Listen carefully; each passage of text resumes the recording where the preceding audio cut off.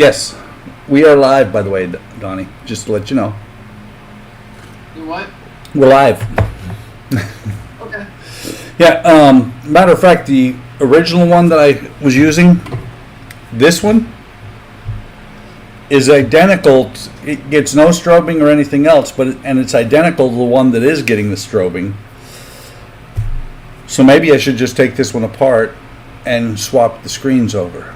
Except, no, never mind. This is the one that, there's something more than just the broken screen, because this one causes all the problems when I hook it up to OBS. Nothing will work shortly after I hook this one up.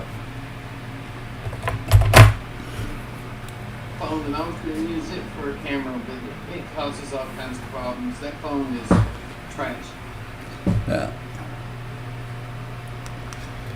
It's kind of funny, no matter how loud I'm turning this TV, it's not getting any louder. Really? Actually, there, it finally did. But, oh good Lord, if I put anything normal out through it, because it's turned up on a scale of, I think, 100, it's turned up to 86. So in the chat. What's up, Eric?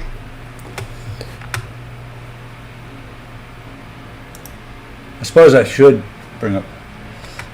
What's up, Eric? Aren't you supposed to be streaming the Pearl now? The hell, man.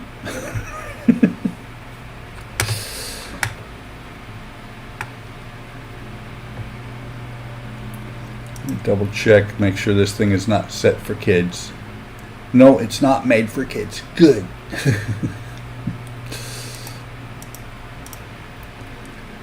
That you can like just pop the chat out of the YouTube window and then close the window and just have chat.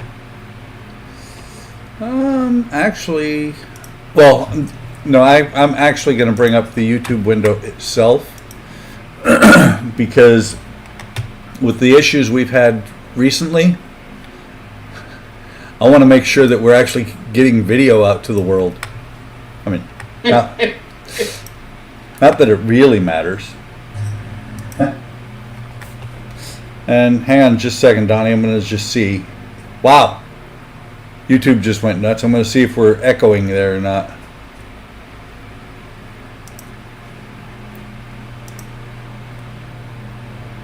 There was no echo a second ago.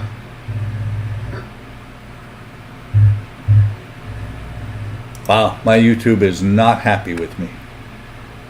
Really? Yeah, the one that I've got it playing on, it's buffering like mad. So, let me catch mine up. well, Eric just said no echo, so I'm going to leave it on the small window and I can see it on the big window. So let me rearrange windows again. Strangely enough, my YouTube is playing perfectly fine right now. You didn't piss off No YouTube. delay. Wow. What? I am impressed. Good job, little computer. What did it do?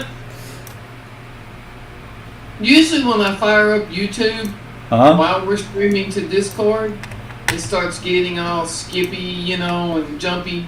Yeah, that's what mine was just doing. It's working perfectly right now. I'm impressed. Find- Very good job, little computer. Very Find good a job. piece of wood and beat the shit out of it. Quickly. My computer? No. Find a piece of wood. Knock on wood, man.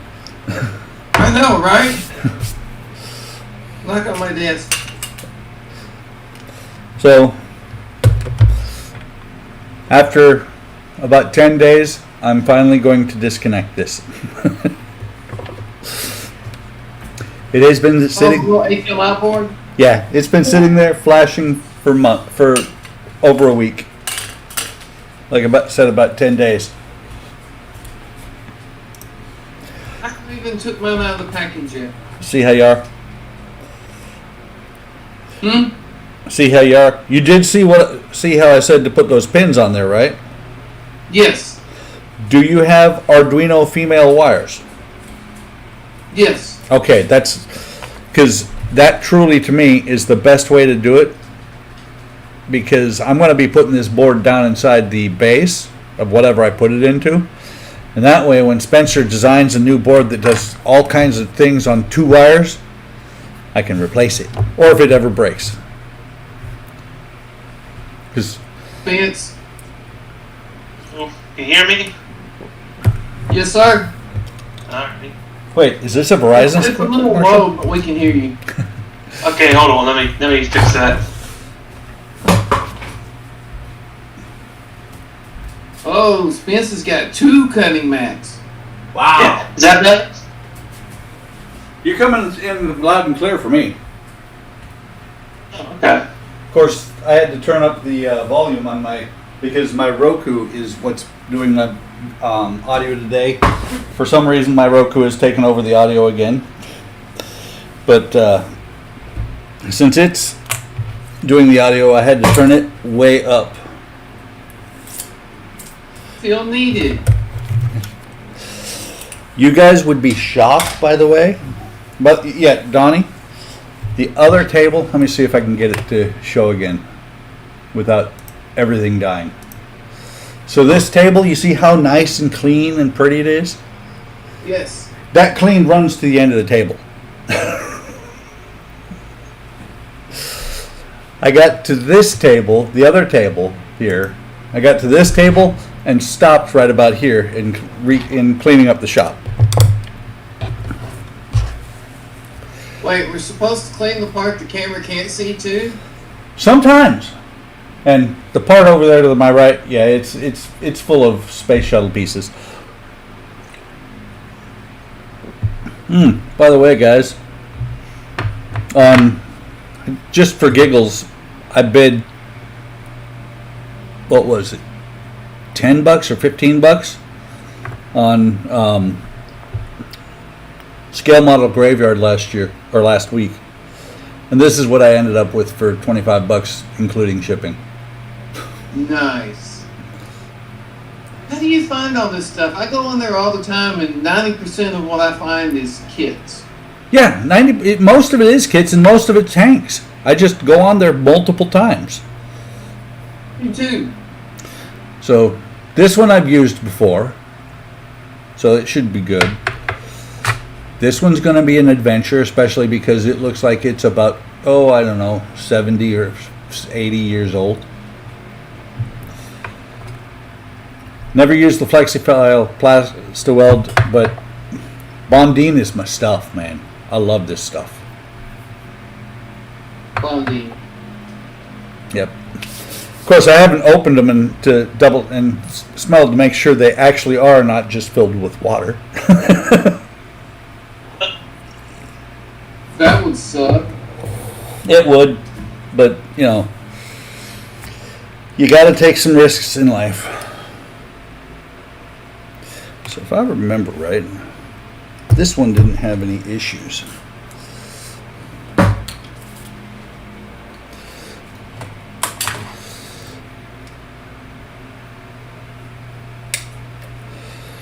Actually, you can disconnect this.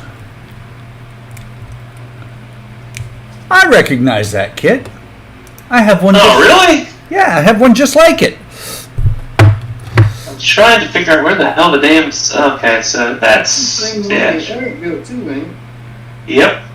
I think all 3 of us won that kit at the same time. Yes, we did, and we all picked the same one. We did. Hey, Kenny. Kenny should be happy. I mean, he can see now that the things that he raffles off do actually get used. Unless you're me and it goes into a stash, maybe to be seen again.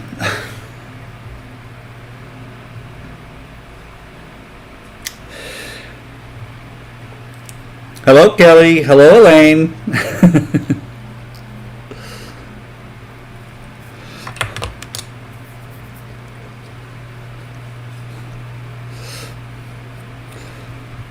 Where's the pearl I keep hearing about? I don't know. I think Eric's refusing to show up. And Yeah. if there's no video, it didn't happen.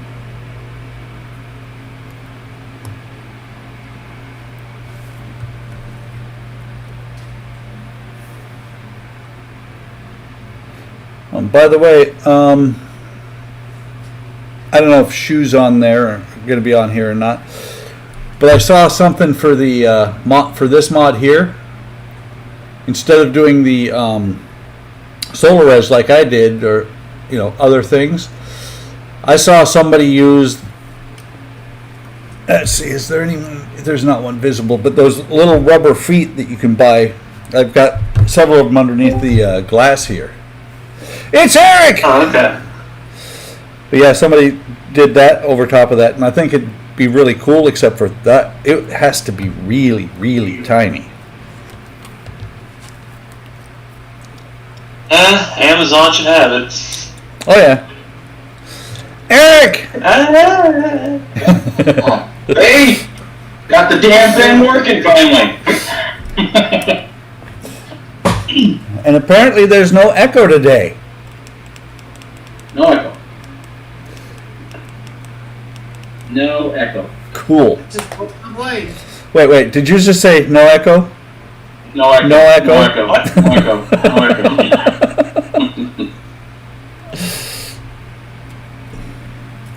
Let me see. Cool. How you guys doing today? Fantastic. Good, how are you? Not too shabby.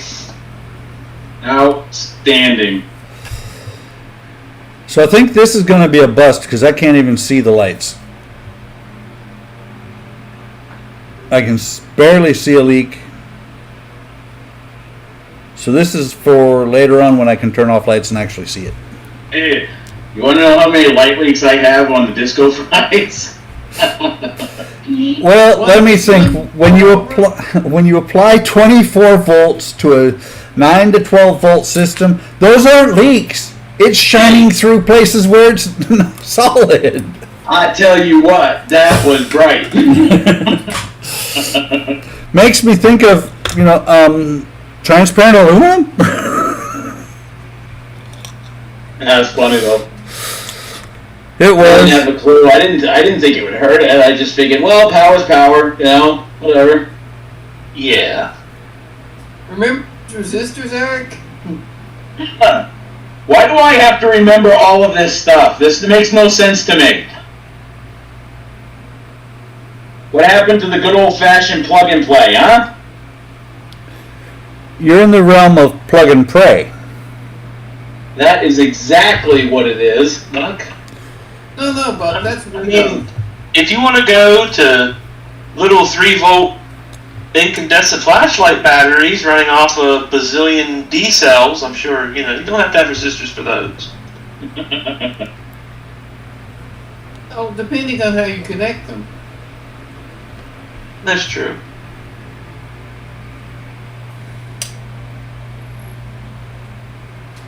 There was one thing I noticed right off There the we bat go. when I first did it, which was, I wasn't recording at the time, but I was like, oh, okay, plugged it in. I was like, oh my god, I was geeking out just because it worked. Like, the soldering and all the connections, and I was like, hey, it works, holy crap, this is awesome. And as I was holding the model, I was like, yeah, this is reading really hot. It's like, holy crap. So that's when I figured, I was like, wow, either the connections or some of the LEDs in there were just like producing a lot of heat.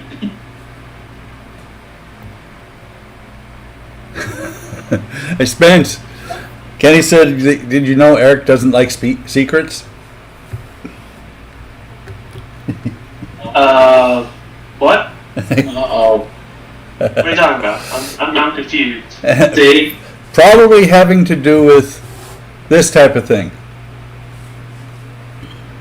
A bear cutting mat? No, this. What about that? He wants to know what HLI2 is. Who does? Eric and all of us. Everybody? Yeah. Hello, Spence. Come on. Eric, Hold on. that is Hold no on. pearl. I need to. Hold on a second. We're holding. Is Kenny on right now? Yep. He just said lol. Yep. Or laugh out loud.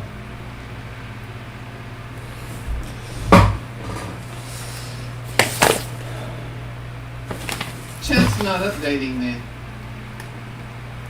He just said, What? yes, I am. No, the chat's working on my phone anyways. Yeah, it's working. I've got the window open on one of my monitors. Yeah, good. By the way, guys, I just discovered, because when I put the power back on this, it was down at 3 volts, and I slowly brought it up to 9 volts, and it didn't work. A couple of the LEDs flashed a little bit one time and didn't work, and I was like, uh-oh. So I turned it off and started it back up, and it works like a champ. So recycle power. Ops check good. All right. I have given official permission to talk a little bit about HLI FX002. We're all ears. All right. Well, first off, it's not much bigger than FX001. What the board Buck has. I don't remember the exact dimensions. I don't have them in front of me, but still well under 1 square inch. And everybody asks, what's it do? Well, it does more than one thing. It makes lights blink. I will tell you right now that it is designed for multiple different kinds of lighting circuits. Cool. Not just one particular subject. Okay.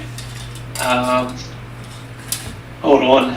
Having to talk with Kenny here. Okay, so let me find. I need to find a link here real quick. Is this your superhero persona, Captain Vague? No, this is me trying to find the right Google Doc. Here we go. Expecting Spence to say, I have been given permission to speak just a little bit about it. It exists. Thank you. No, his superhero. Kenny told me in private that, hey, next time you see Spence, tell him he has permission to speak freely about this. That's my Alright, so right now I'm working on finalizing things and optimizing things, so right now I'm actually really busy. I'm not going to have a chance to work on anything until probably later in the week, but well, I'll tell you right now, we're redoing bathrooms up here, and it's just taken, and we're a month ahead of schedule for the contractor, and we're just having all kinds of fun up here. But as of right now, we have we have 8 different lighting circuits that HLI FX2 can use. Nice. Now keep in mind that this is basic control. The board's not very big. It's not going to completely pimp out a 350 scale refit or anything like that. It's But designed it can handle a 1/1000 scale Starship. Yes. Okay. The idea is that, if I have permission to speak freely, the circuits the circuits that I need to optimize still are a basic I start. was just joking about the Kenny thing. Just so you know, I don't want to get you into deep shit. Well, Eric, No, it's okay. I have permission to talk a little bit about it.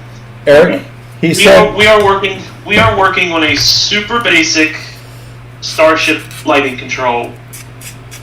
So think navs, strobes, and warp and impulse on off with a push button, that kind of thing. that's not bad. Yeah. Wow. Hey, GB. Do they fade on and off, or just cut on and off? They just cut on and off at the moment because that's really all the board can do. We have to compromise a little bit with we can't make one board too specialized and then have all the other boards not really work the way they should. We got to keep it a little bit more general. But the navs and the strobes fade on and off. The warp lights could fade on and off. The impulse engines just turn on and off, but there's a push button control that cycles through modes on that. Did you have just a quick question, Spence, before you go on too further? Did you have any issues with the size of the board and what you wanted to accomplish. I don't know if there's a correlation, like, well, if we want to do X, Y, Z, we need X, board size, kind of thing. Yeah, I mean, you are limited by the kind of chip that you use. You either have to, if you want really super complex things, you have to go to something that is bigger, Like a larger. Yeah, I mean, more expensive, and again, more expensive to make, more expensive to produce. Not So it was necessarily. a challenge for you guys to be able to compact this into something that's not much bigger than the 001. Sort of, yeah. It's really a case of what can we get out? How can we extend 001 further, but still keep it relatively simple for the user? Right. How can we make it more general? How can we make it work for multiple circuits as opposed to just one? But again, keep it relatively simple, without having to graduate to a bigger chip or a bigger board or a bigger, more complex board just yet. Right.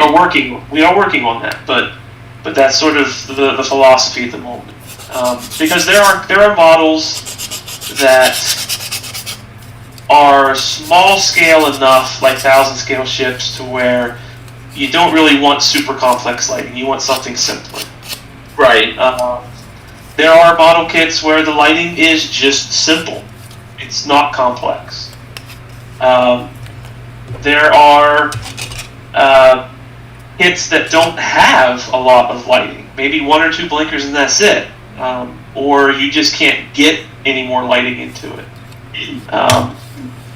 So that's what these boards are for. They're for smaller kits, simpler kits, smaller and simpler kits, but also for some kits that just have simpler lighting. I'll give you a good example. Another one is simple Star Destroyer lighting. What's in a Star Destroyer? What actual lighting effects besides the windows are in a Star Destroyer? The engine. The engines. That's it, just the engines. And if you want, Right. maybe if you want a few turbo lasers firing, right? So we have a Star Destroyer lighting idea: main engine flicker, secondary engine flicker, the cannons firing, and a couple push buttons. Okay. I'm probably going to go ahead and adapt my lighting kit for the Klingon Bird of Prey that I did back last year, because the board can work for it. That would be cool. Yeah, engine pulse, torpedo rampant flash, disruptor flash. Basically the circuit I made last year, just adapted for this board. So 002 can do all this. It can do the BOP. It can do the Star Destroyer. We have ideas for the Slave 1 lighting that I just did for the Star Wars group build. The really simple, basic, like Millennium Falcon lighting for like the 144 scale kits. The Keaton backplane, that was a request. Kenny's talked about that mentioned in the live streams a couple times. I need to finish off the code for it, but we can light up a Keaton backplane with cockpit blinkers, minigun flash, that kind of stuff. So this is why you guys sell two versions. You sell ones that are specific to specific kits, and then you sell just the board itself, and you kind of like do whatever you want with it. Here are the capabilities. Go have fun. Right. If we can light a kit with 002 within reason, without compromising too much, we're going to try to do that. We have an idea for a bigger board that maybe would be for bigger, more complex kits, but at some point we're just going to have to really start making individual boards for individual kits. You can't. Yeah, you want to light a 350 refit or a 350 TOS or a 70 second scale Falcon. I mean, those have to be dedicated boards. You can't be too general. Well, speaking of that, you have sort of a grouping, which you were just talking about, you know, if it's a 350 scale, and we're talking about the Enterprise, but there's various versions from TOS, Refit, and so on, design a circuit board, like a board for that can adapt to whatever version you're making? We can. I mean, that's sort of the idea, to make a general purpose board there have to be different sized ones. You know, there are only so many pins that chip A, there are so many different effects that chip A versus chip B or chip C can do.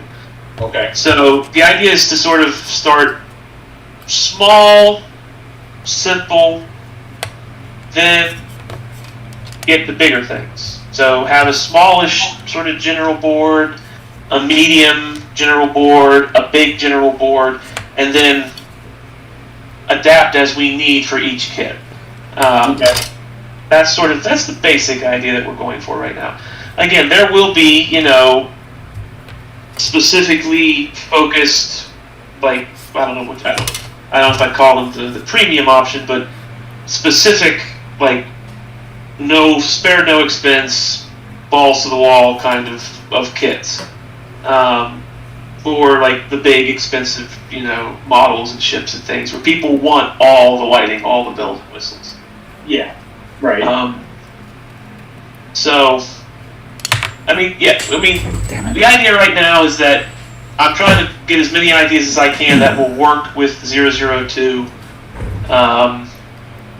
So like I said, basic Starship Control, Star Destroyer, Slave One, Bird of Prey, basic, simple Falcon lighting, Millennium Falcon lighting.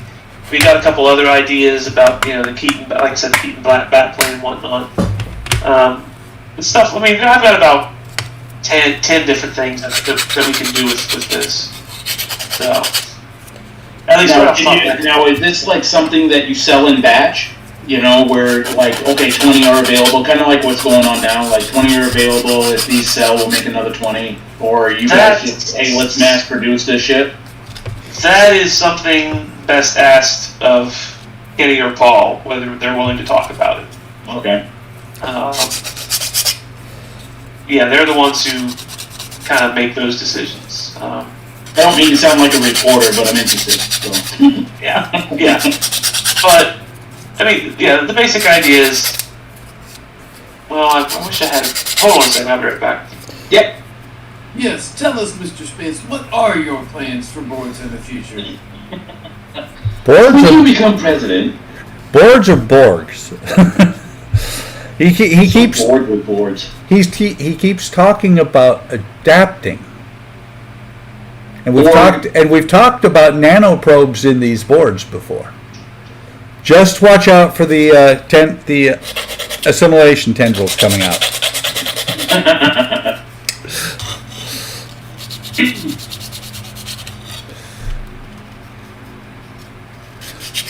Let's see.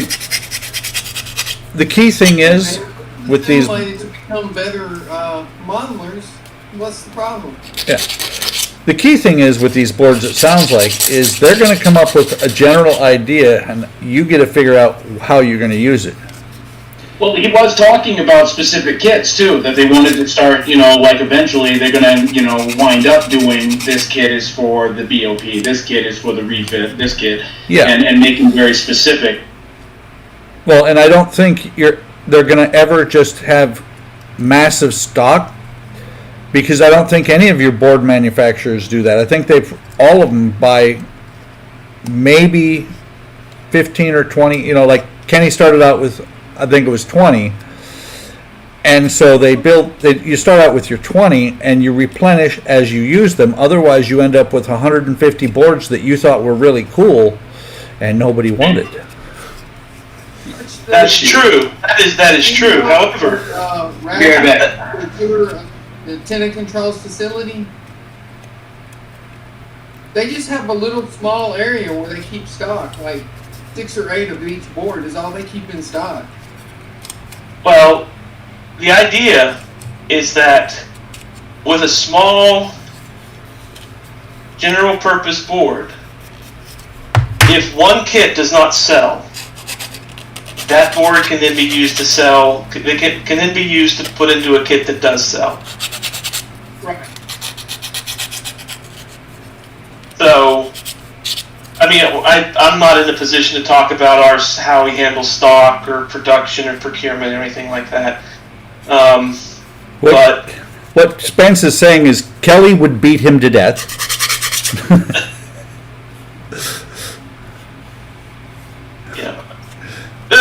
No, not Kelly. Maybe Kenny. I wouldn't be afraid. Anyway. I'd be more afraid of Kelly than I am of Kenny. Anyway, it's probably not going to be easy to see, and that's probably a good thing. So this here, that's 001. Yep. It's just one of the 001 boards. That is 002. I'll zoom in for a second. That's not much bigger at all. No.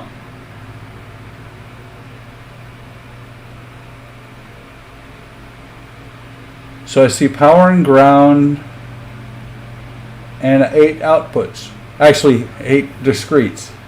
If I'm not incorrect. You're incorrect. I'm purposely not going to zoom in any farther than that. Yeah, that's fine. Not at the moment.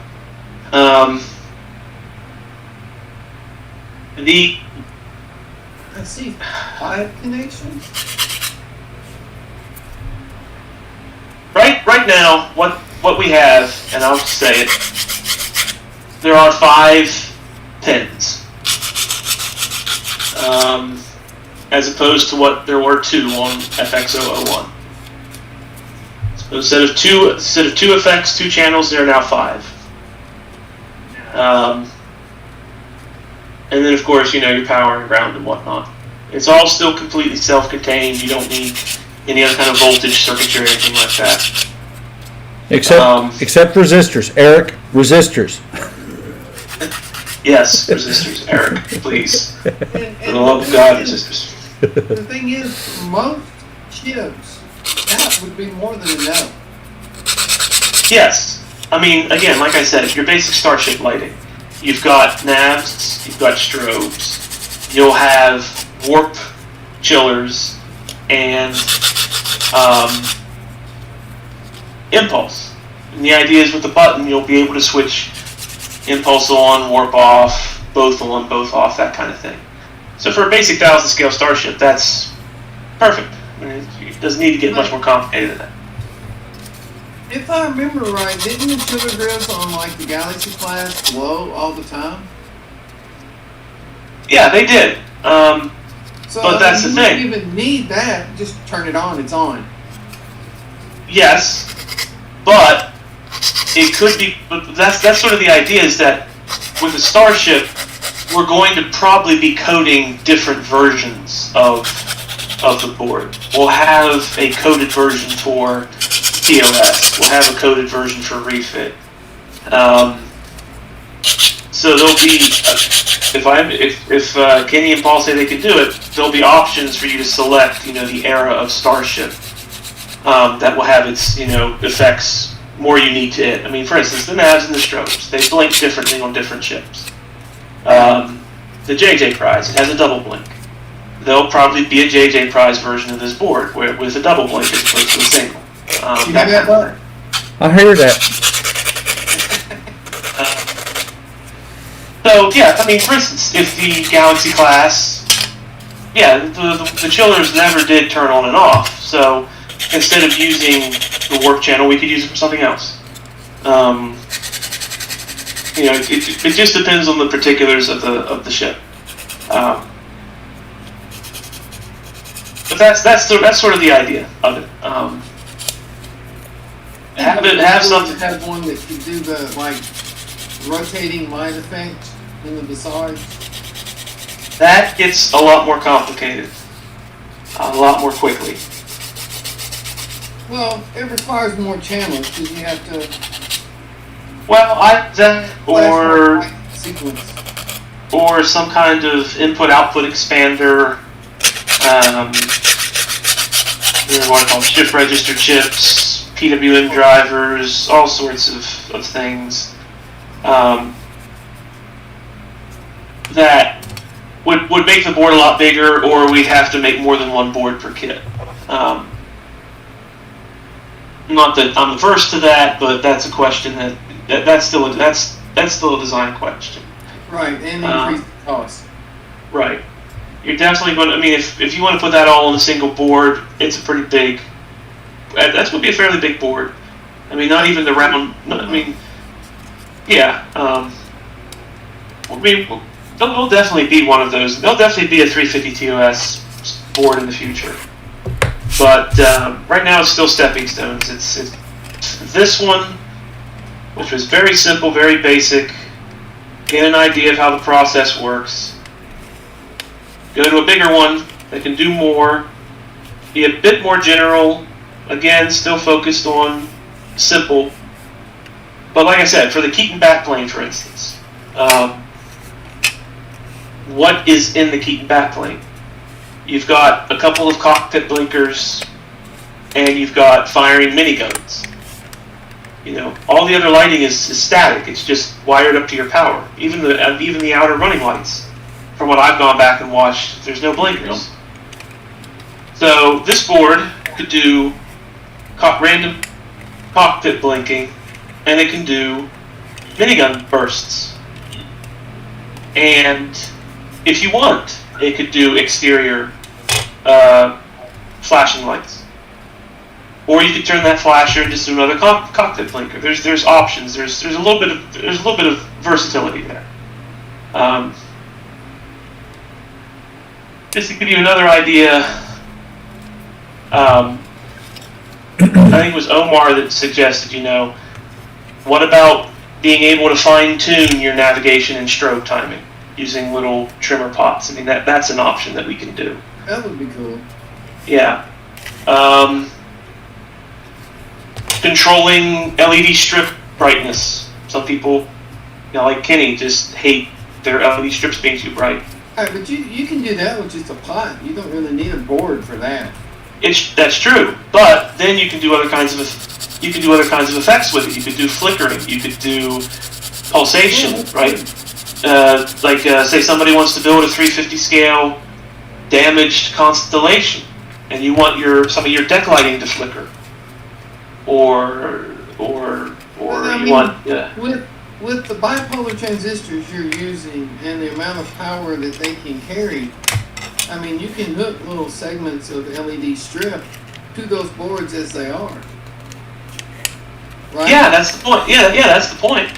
Like I say, if you want a segment of strip that flickers, say you want like the back half of your secondary hall lights to flicker, or something like that, you hook up LED strip to it, set up the flicker, and you've got flickering LED tape. Or for your basic Starship lighting, we could make the warp chillers, when you turn it on, we could make them ramp up. We could make them flash when you turn them on. We could do stuff like that. Eric, flickering lights on the crashed rust bucket. Absolutely. Actually, on the Halloween diorama that I'm doing, I have a street light that I need to do that. I need to flicker as if it was like busted or broken, and it flickers. Yeah, you talked about that on Discord. What kind of light does that use?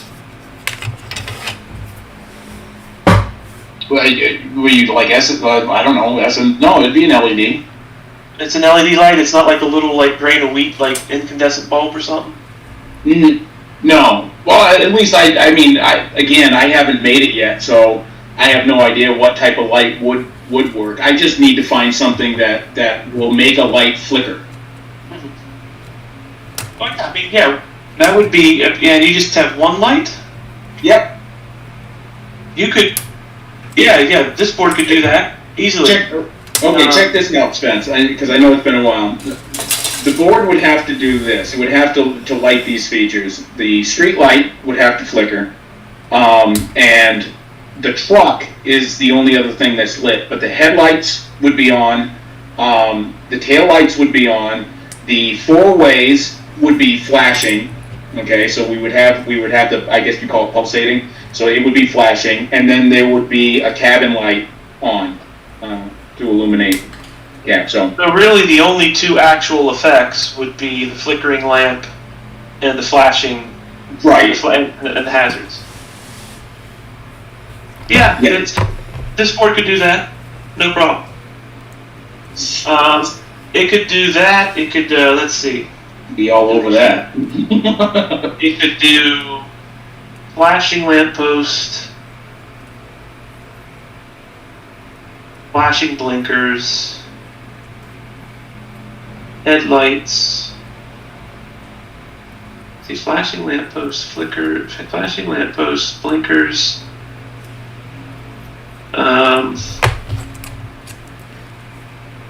You want the headlights and the overhead light on all the time. Yeah, this board could do that, no problem.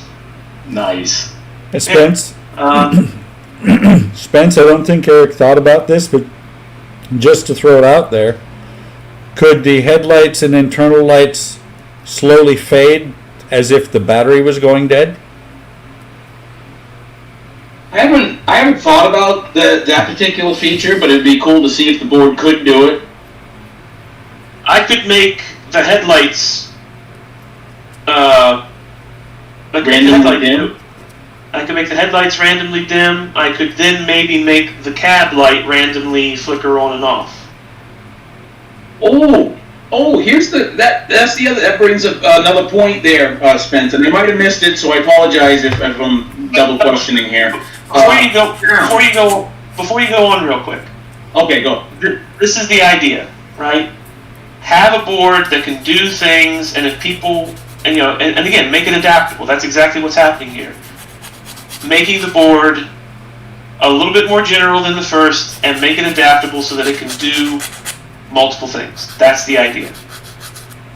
So Eric's, zombie road scene diorama. Yeah, this board could probably do it. Without much problem. That is cool. That's awesome. Very much so. Now, can you attach, is a soundboard a separate board? And is that something that you guys have talked about? The soundboard would have to be a separate board. Separate board. There are different ways to do sound. We have talked about it. We're discussing it. We're thinking of the different options and ways that we can do it. It is going to happen, just not yet. Because there's a lot of other things that have to happen. And again, sounds aren't that big a problem. It's music that's the problem, right? Music the whole clips. copyright. Yeah, the whole copyright thing. Right. That's the problem. Sound effects we're not as concerned about. You have to have storage space for the sound. Like Right. You have to have storage. you have to have storage space for the sound. Ideally, you want an amplifier to drive speakers properly. So it's a whole other can of worms. I mean, we are going to do it. It is going to happen. We're just trying to figure out the details at the moment. The best way to do it that's not expensive, because soundboards can get very expensive if done properly.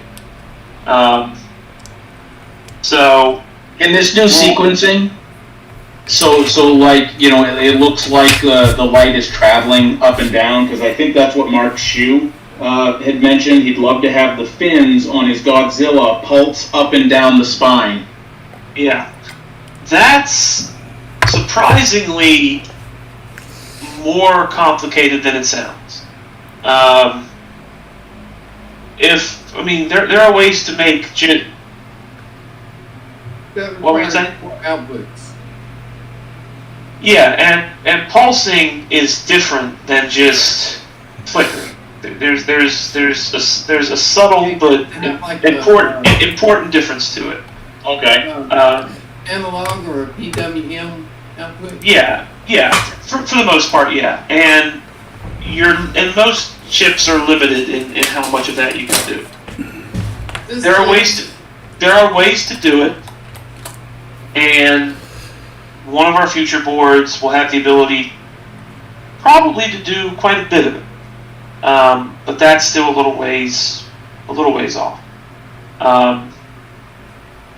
Does the T-Tiny 85 have any analog or PWM? Yes, it does. No. But I don't think enough for what Mark would want to do, because that's a lot. So that would be something that we'd have to wait for a bigger board.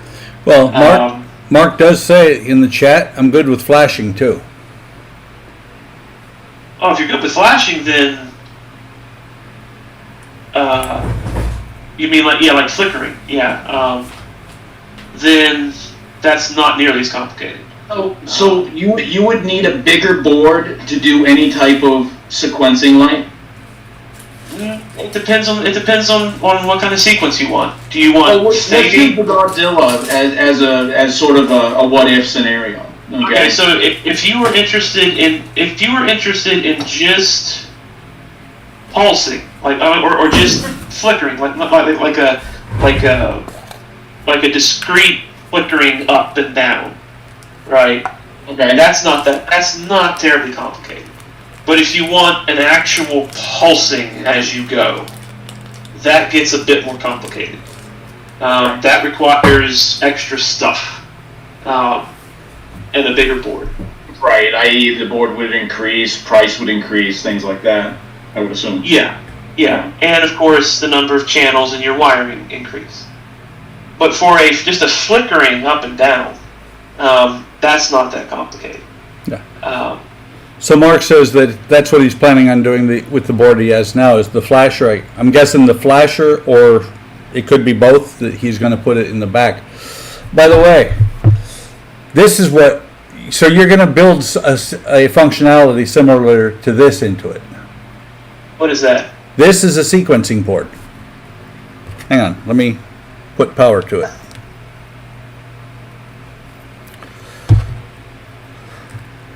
I've been collecting boards for years. There. Can you hold that up to the camera? What is that? It's a generic sequencing board from China from about 5 or 6 years ago that I got it. What's it say on that little chip? The smaller chip. What does it say? I actually, oh wow, it does have writing on it. Hang on, let me get my cheaters. Where did I put my cheaters? Yeah. I got an idea as to what it is, but I want to be sure.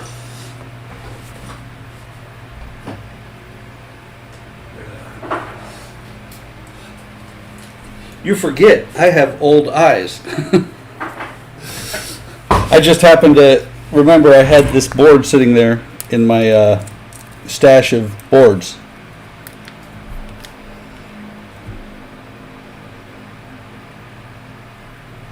Says, yeah, I think what you were thinking is it's a 555, which it is. Okay.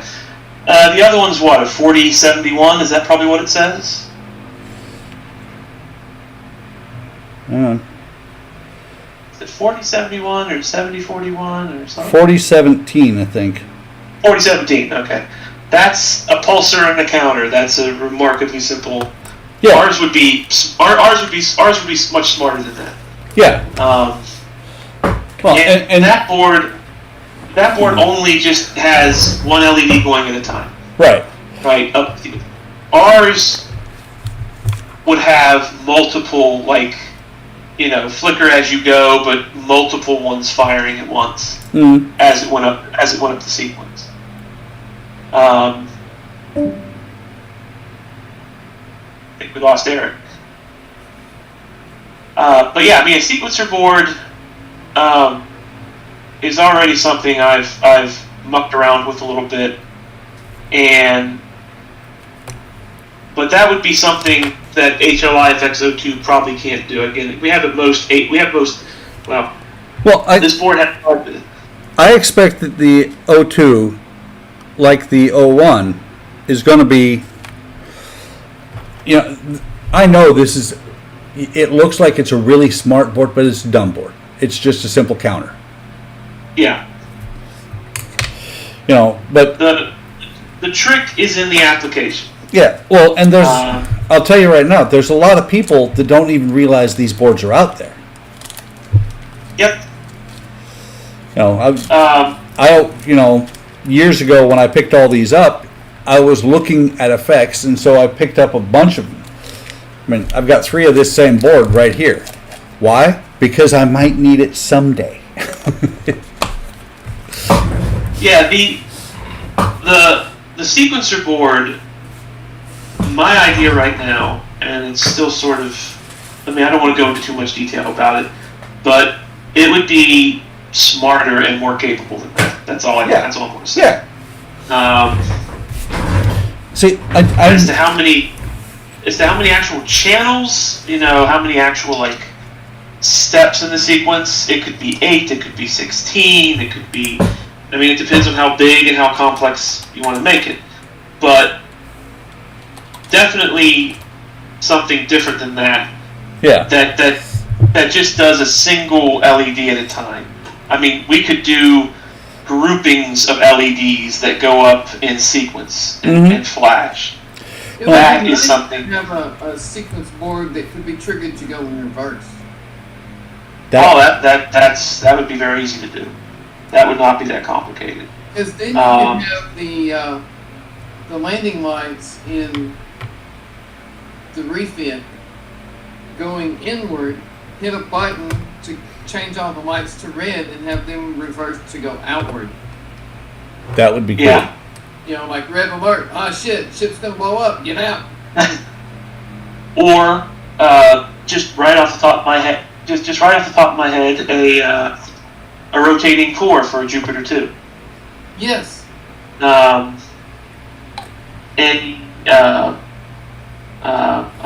What's that called? Can't remember the name of it now, but it'll come to me in a little bit. But I lost it. C57D. When you really boil it down, most lighting effects are a blink, a fade, or a chase. Yep. And the question is, how intelligently can you apply it? The idea with 001, when we made it, let's make a simple board, a small board, and something that is the lowest common denominator of almost any lighting circuit out there. And what is that? Navs and strobes, fast blink and slow blink. Yeah. And this will work in starships. It'll work in airplanes. It'll work in anything where you need a strobe and a flash. I do have to say one thing about the strobes and flash. You're right. It will work. The strobe will work perfect in a airplane. The flash is a little bit slow for most airplanes. For people who are, for people who care. For people who used to be airplane mechanics. Those bastards are always looking at things going, wait a minute, that's not quite right. Sorry, man. But again, when you're thinking about a starship, blink rates are so wildly inconsistent from show to show, season to season, episode to episode. We had this. We said, okay, well, what looks good? What looks aesthetically okay that would work for most starships and maybe for a plane? Yeah. But what I was saying was, when we got FX01 done and it was selling, we said, okay, let's go to 2. Let's take 1. Let's make it a bit more general, a bit more complex, and then take that and be able to do multiple circuits with it. So that, like, we're doing like what we just did with Eric. The idea of having a street scene zombie diorama. Yep. The board can do it. Having a Star Destroyer, the board can do it. Adapting my Klingon Bird of Prey code, the board can do it. So, what's going to happen, and again, this is my prediction, is what's going to happen is we'll have a list of various things that you can get. Like you'll go to buy HLIFX2, and there'll be a list of things that you can select from. Do you want a TOS Enterprise Simple Lighting Circuit? Do you want a Simple Falcon lighting circuit? Or Simple Falcon lighting control?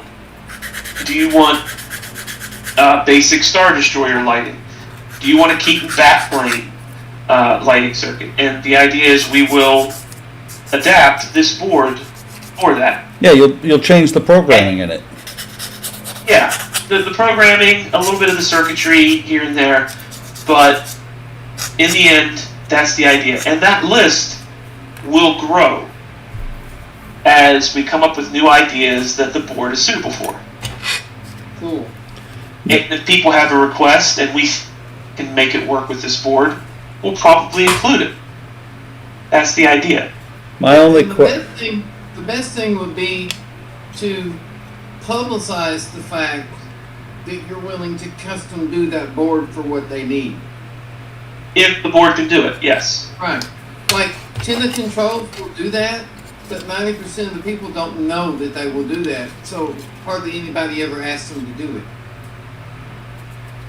If Yeah. that's what you want to do, then tell everybody, hey, we can do this to what you want if the board is capable of it. Yeah. And then the idea is that and so this would be sort of what I would call a small general purpose board, or a somewhat general purpose board. Then we make a bigger, an intermediate sized sort of general purpose board. That for bigger kits that can do more things, or more complex lighting, or for larger scale kits. And then we graduate up to larger and larger general scales, or general boards for larger scales, more complex things, so that if somebody wants something that we don't have, we can say, okay, we need X number of this, Y number of that, which of our boards can do it, pick that one, program it, boom, you've got a circuit. That's cool. So keep it versatile, keep it adaptable, because then we're not making a bazillion different boards, custom tailored boards that maybe we'd sell 5 or 10 of and then have a bunch of extra stock lying around that could never be used again, that wouldn't have use for anything else. That's sort of the idea. It's a cool idea. But like I said, there will be boards that will be custom made for certain kits. Again, if somebody wants a no holes barred enterprise refit, or a full fledged, spared no expense TOS enterprise 350 scale, or something like that, I mean, there will be boards specifically for those in the future. But right now, we're trying to keep the boards as small as we can and adaptable. That's the idea. I love how small those boards are. Then you're gonna have somebody Yeah. like me that goes on the website and reads all the options and says, looks for option yes. I want all of it. Then you have to buy a version of each one. Mm-hmm. Trust me, I might. I mean, well, here. Spence? Yeah. This is my stash of unused boards. And there's multiples of every board in there. And I don't think that's all of them. Well, I will say it because it's not secret. The chip shortage is not making things easy. It's because I have them all.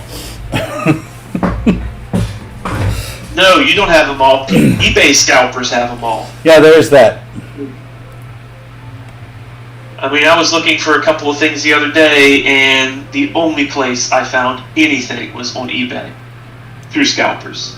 It's things. As much as I hate to say it, things are going more slowly than we had hoped because of it. Yeah. Have you seen the prices some video cards are going for now? Oh yeah. Yeah. Jesus Christ. The price of the chips the price of the chips we're using are 40 to 50% above what they normally should go for, even through your typical sources, not scalpers. It's nuts. And Video cards on eBay selling for 3 to 4 times retail price. oh, that's why I still can't get a PS5. Yeah. So I mean, like I said, things are going a bit more slowly than I had hoped. I mean, the hope was that we could design a board and say, okay, let's go get the parts, and we're done. Well, when you can't get the parts, or you have to really hunt and you get little batches at a time. I mean, our goal is small batches at a time, at least in the beginning, and kind of like what others do. But just the fact that you go and you look and there's 0 in stock, and they're not going to be back till March or May of next year. It's a mess. Yes. That's one of the reasons why we stuck with the same kind of chip on 002 as we did 001, because we have them. When we get to bigger boards and bigger chips, we have to go with different designs or weight, and that's part of the problem. That sucks. And it's getting to the point where super basic parts are now getting hard to find. Not just chips, resistors, but certain kinds of capacitors, transistors, resistors. Some of those things that were dirt cheap and easy to find are now getting more and more difficult to find. It's trickling down, and that's the hell of it. We need to start making chips in the U.S. again. Yes. We need to bring a lot of manufacturing back to the U.S. Yeah. So on the chat, they're saying that I have all the chips. But in my defense, most of those boards I bought between 2013 and 2018. Probably more likely 17.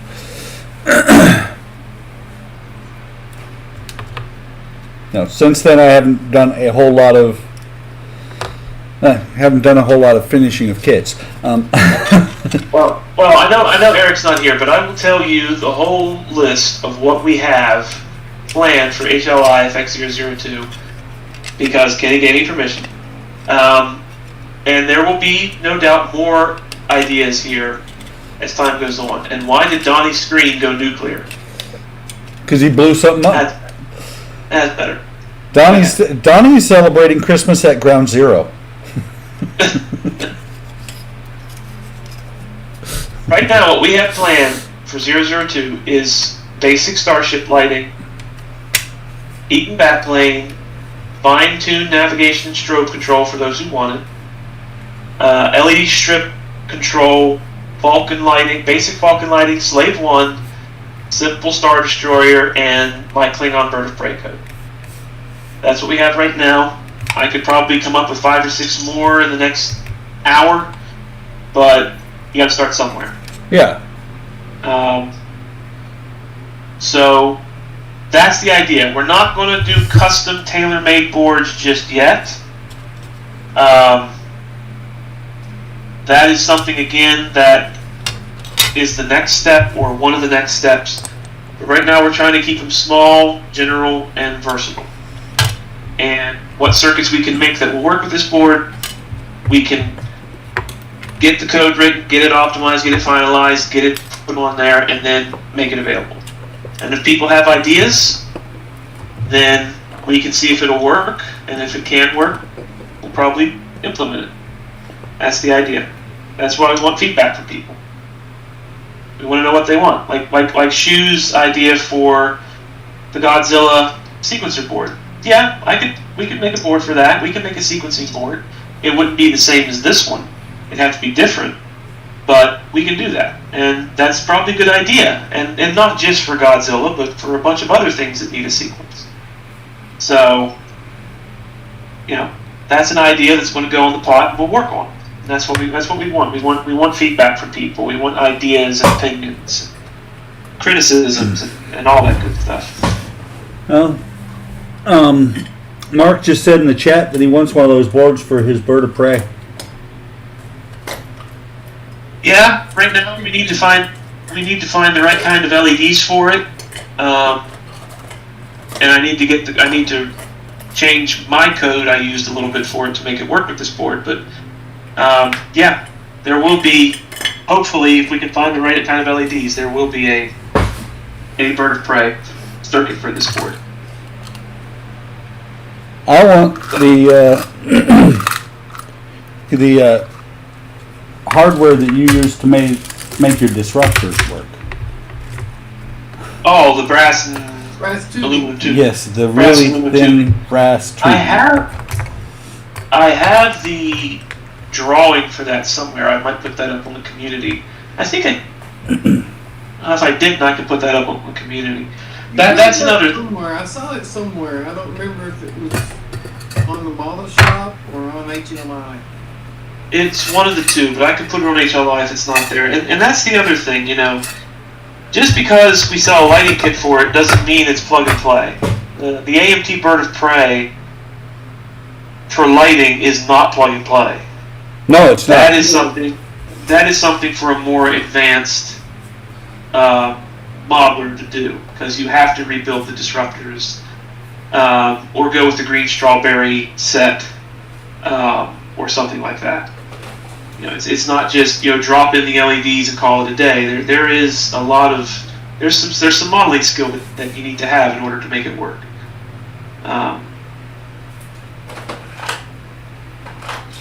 Clean.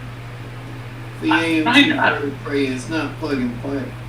No, actually, and I just bumped it, Buck. Yeah. You've built the protector. What's on the protector that blinks or has an effect? I built the protector with not very much blinking because it didn't really have anything blinking. But let me think. The engine's in the back. The problem with that, honestly, is getting the voltage back there without having the wings just totally not go together.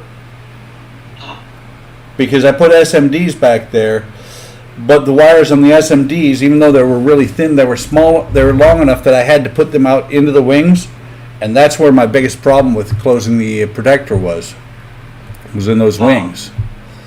But there's a lot of effects that could be put on there.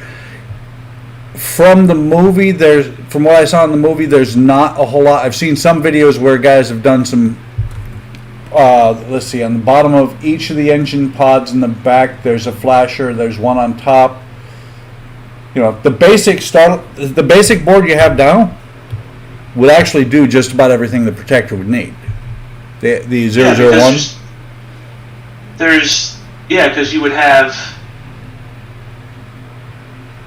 2 sets of blinkers if you wanted them. Yeah. The main engine effect could be a pulse or a fade. The regular impulse engines could be on or off, and you could cycle between them with the push. Yeah, so the basic Starship blinker board would work with the protector. Yeah. Well, the biggest thing the protector needs is a bigger body. It's too small. Yes, but if I'd have to go back and watch Galaxy Quest to see the exact effects, but if there's only one blinker, the board could be adapted. The board could be adapted to do something else. But that might be something we also throw into the pot, the protector circuit. I don't think the protector had any blinkers whatsoever. I'd have to go. Was it? I don't remember seeing any lights blinking on it, but it's been a while since I watched it. I'd have to go back and watch it again too. I think it's still free on YouTube. It is. You got to remember, the protector was designed to be basically the original series Enterprise. No bells, no whistles. and which version of it do you want to build? Because I remember the lighting, the colors of the lighting were slightly different from the '80s show when they did show a couple clips of it. Then it was the version that the Thermians built, and then there was the version as seen at the very end of the show when it was rebooted. Yeah. There were I remember reading there were subtle differences there.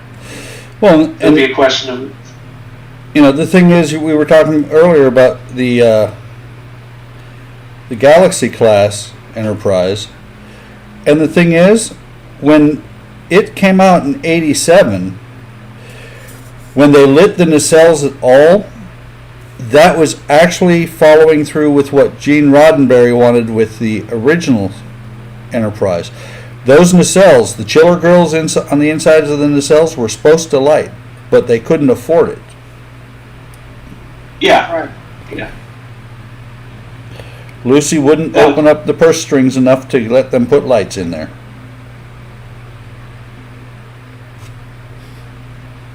I'm wondering though if it was also a question of just the logistics of it. Have you 'Cause it seen would've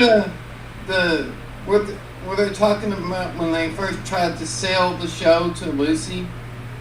She thought Star Trek was a show about some entertainers traveling around Europe Yep, during World War II.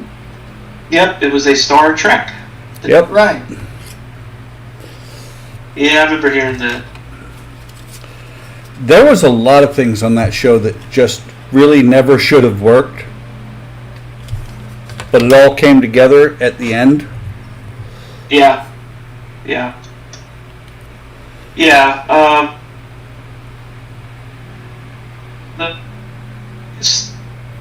The issue I think that they had was, I remember reading, it might have been in Sci-Fi and Fantasy Modeler. I think the idea was with the warp chillers, maybe, I don't remember if Gary Kerr talked about it or not, but I think the issue was just the logistics of it. Like, not only the heat generation that would have had to happen in the nacelles, but also, if you go back and you watch the original footage, the lighting, if there would have been lighting, the artifacts and whatnot that would have come through. Because if you go back and you watch the original footage, right, you see the ship approach from a distance, and it's not all fully visualized. It comes in chunks and things. It's not very good. For the '60s, it was good, but I think there was a concern that if those nacelles were lit, the poor quality of the compositing, it would not have looked good. No, and like you said, the heating issue. Yeah. Those effects were awesome. Yeah. Christmas lights and little bits of broken mirror on the Bizarre Collectors. That's what it was. I know, right? Yeah. Somebody at Revell needs to be fired for splitting the shuttle in the middle. Well, look at the there. Look at the windshield. Oh wow. That's a really nice Yeah, mine was the same way. offset there. Fortunately, or no, wait, it's not going to be inside. This is going to be fully visible. Damn it. When I built mine, I was gonna frost the windshield and then put a light in it so that the windshield was like illuminated. But it fit so badly that I eventually just said screw it. I'm leaning towards painting the window black, because I don't think there's any cockpit inside there. There's not. Then what? Hence, why is there a window?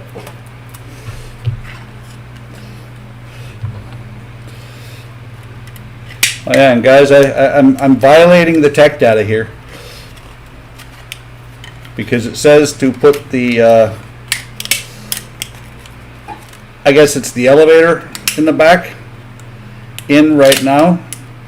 I'm more concerned with trying to make these seams as friendly as possible because it's going to be a lot of seam work on this thing. Yes.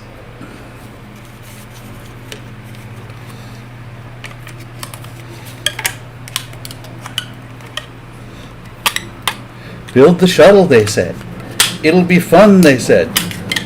It'll crush down in the middle, they said. I think I need to take one line to rubber band back off.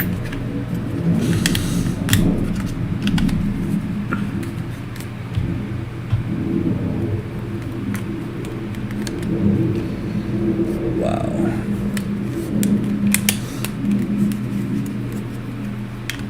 Fun to build, but it's a pain in the ass too. Yeah. Well, the good news is the 144th shuttle is easy. Well, not easy, but not that hard to find. No, you can find them all day long. I just thought of something. There's the best seam ever. You know why? That goes against. Yeah, that goes against the tank. It's the best seam ever.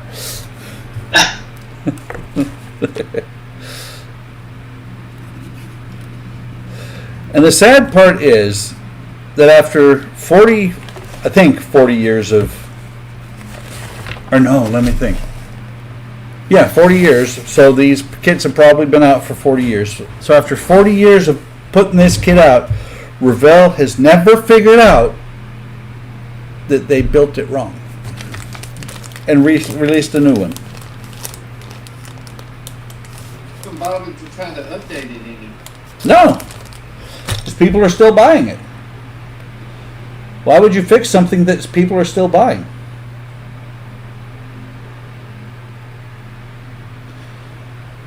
Let's see. Well, this is still drying.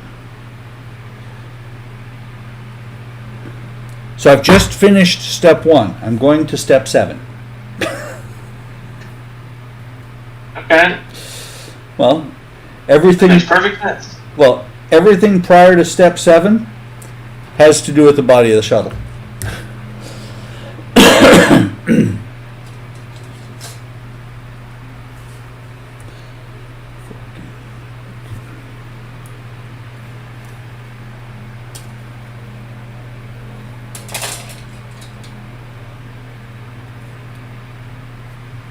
A little board there, blinker lights on the shuttle. Yeah. But the shuttle's not going to be in space. The shuttle's going to be static sitting on a launch pad. Hey, the light's got to start blinking before it's launched, though. Actually, I don't think that the shuttle has any marker It don't. beacons. I mean, who's it going to run into? Other than the 747 that's carrying it. Martians, dude, the Martians. Why did I decide to build a plane that's smaller than my hand? I don't know. Because you hate yourself? I don't know. Maybe I do.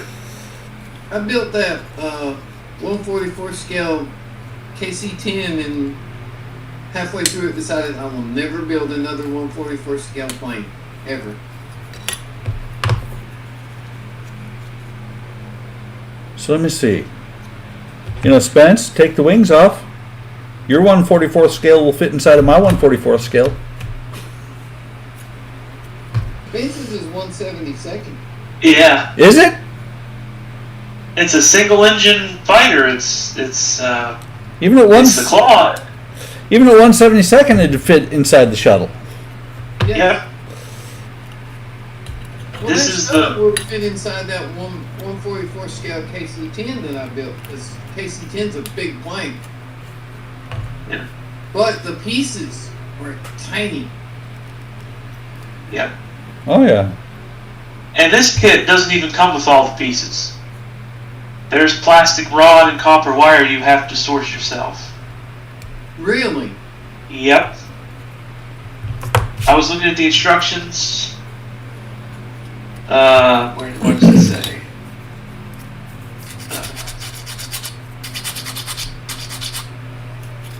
hope this is not backwards for you guys. Nope, looks great. Zoom, zoom, zoom, zoom, zoom, zoom. Let me zoom.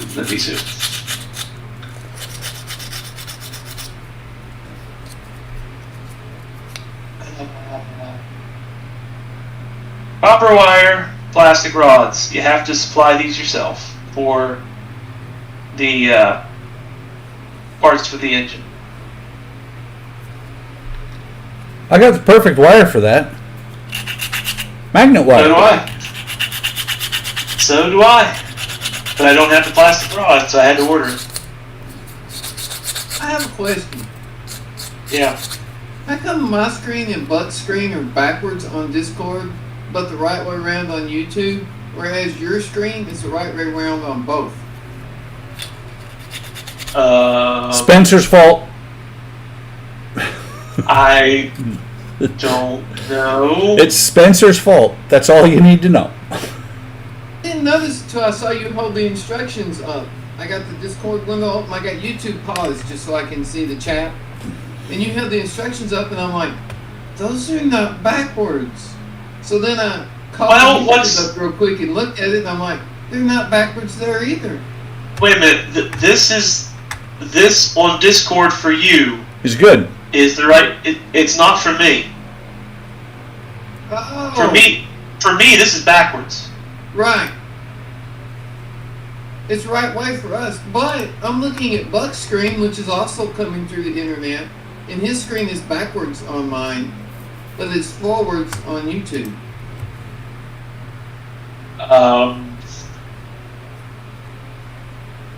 Okay, this is all Yeah. all kinds of weird because when I look at it on YouTube, it's backwards.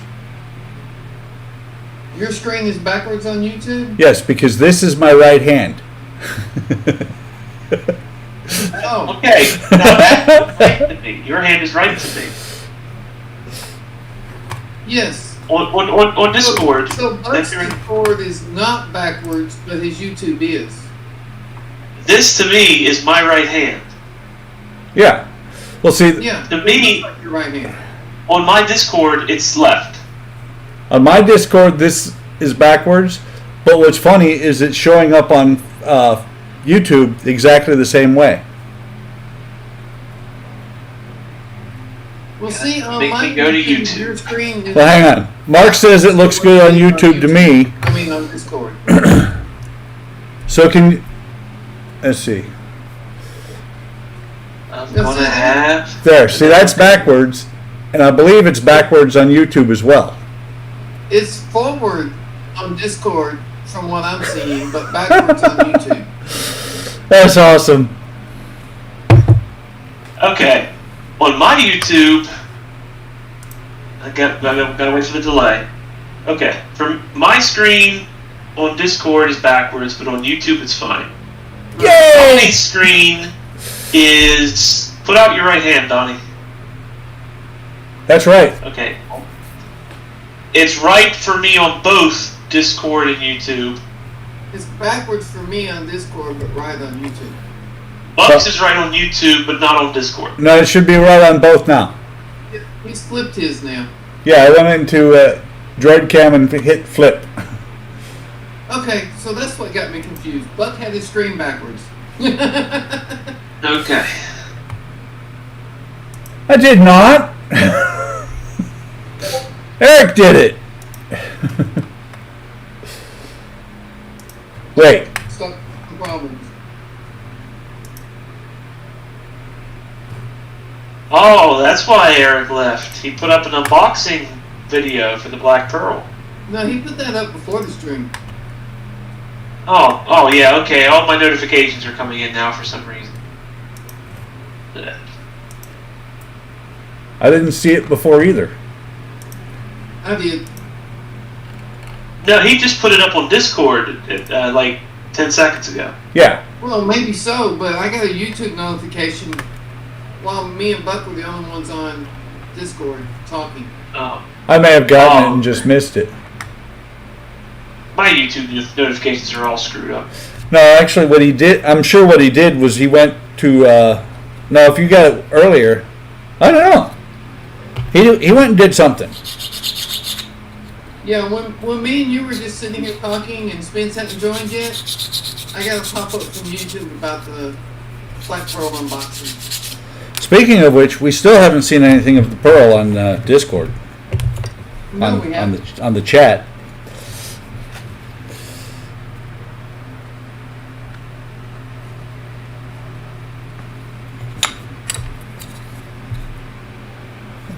So this must be 1/3, 1/12.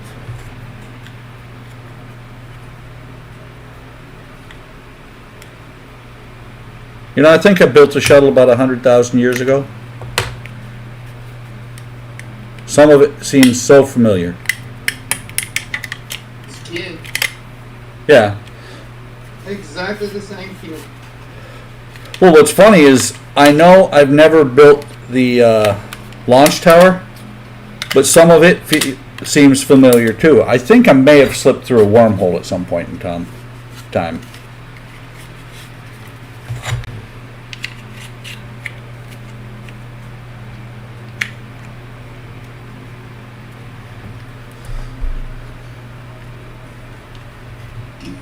That almost looks like it'll go on there without any seam work whatsoever. That is cool.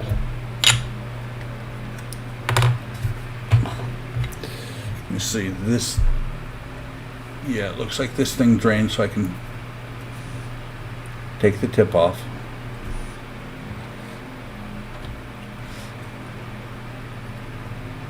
Old school, guys. I went old school today.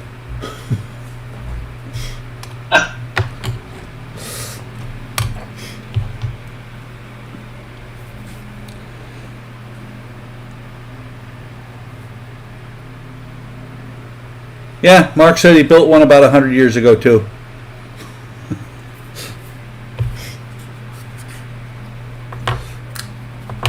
Which is really impressive because we both built this kit 100 years ago and the shuttle is only 40 years old. Man, Revell was on their ship back then, weren't they? They were. I wonder what happened.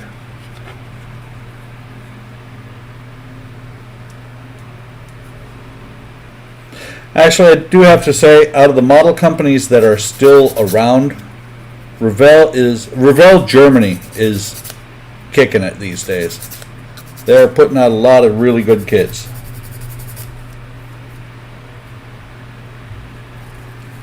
Yeah, need to get the big Slave One. Not the Slave One, but the AT-AT they just re-released. Released it? They re-released it. Yeah. Oh, I gotta get one of those. Yeah. They're supposed to be coming out with a Razor Crest too, aren't they? Yeah, and I think Bandai's doing a Razor Crest in Mandalorian.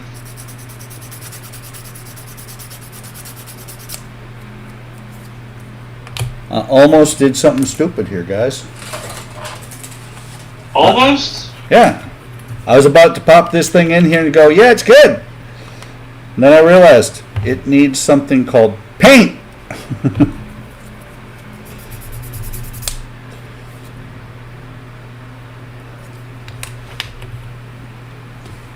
I hate to paint. That's it. From now on, I'm painting no models ever again. I'd like to see that. Man, it's all white. It's supposed to be white. It's the way that Exactly. it's the way it was built. So it says anthracite on the bottom and black on the top. Let me see.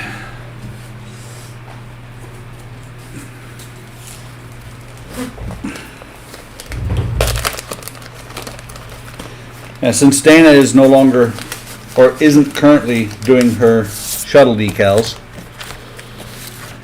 I had to go with Warbird.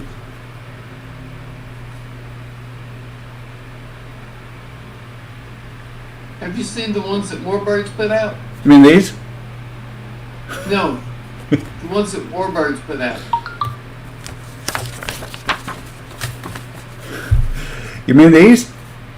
Oh, those are Warbirds. The ones I got from Warbirds had the entire tiles for the entire bottom of the shuttle. The entire bottom of the shuttle was covered with decal.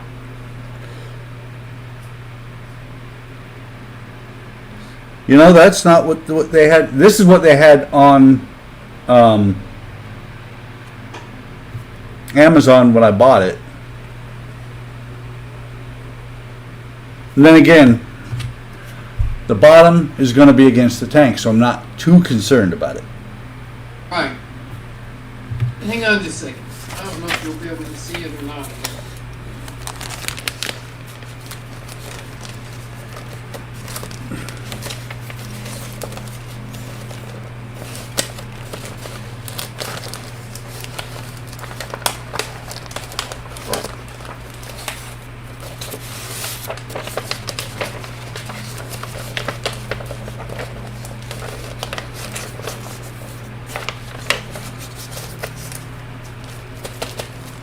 I don't know how well you'll be able to see this, but see under the bottom of the shuttle there? Oh, that's nice. The whole bottom of the shuttle is covered like that. Yeah. Dana's decals look like that too. Yeah. I just got to look because By the time I built this, first we're out of stock. yeah. I just got to look at my orders because I could have sworn I kind of thought that I had gotten the full thing. I think maybe they have two sets. I think so too, and the one you have is out of stock everywhere.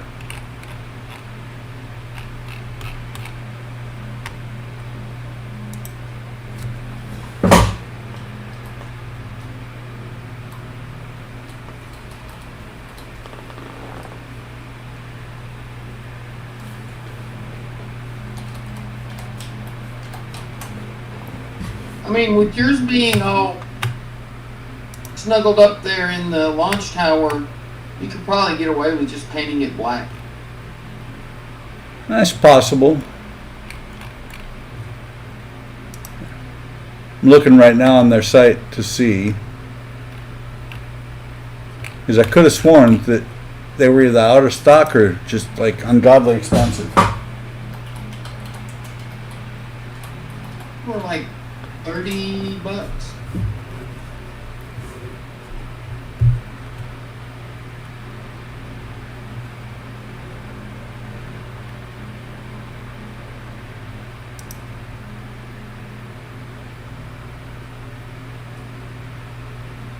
So they're sold out on Warbird.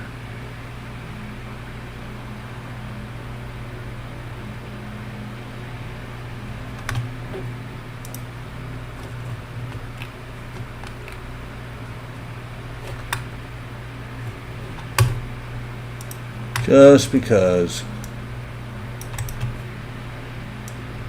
I don't think I got mine from their website. I think I got them from eBay. I think I've seen them there too, and they're pricey.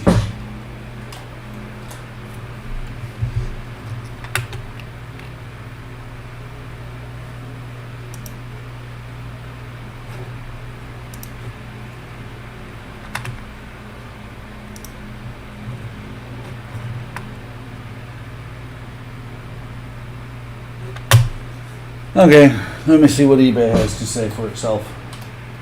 Everything is expensive as hell. Okay. Did you find them on eBay? Looking right now. I think that's where I got mine. I see 172nd. I see the same ones that I had actually.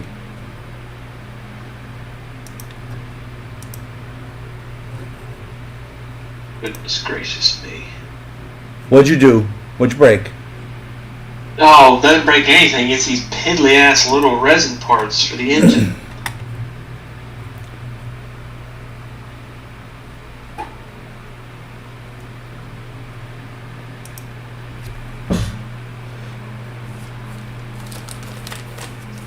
Fresh hobby blade. Ah. So I think I see where I the error of my ways was. What's that? I have part 2. Part 2. Yeah, I have part 2.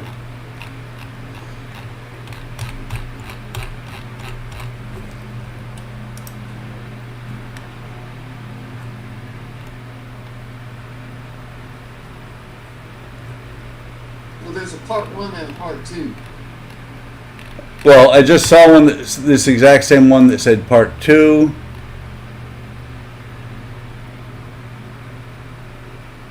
Nose and engine details.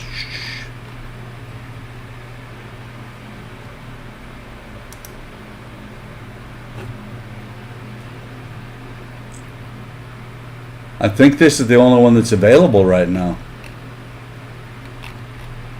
It could be. I know what happened. Dana forced him out of business with the space shuttle decals, and then she quit making hers.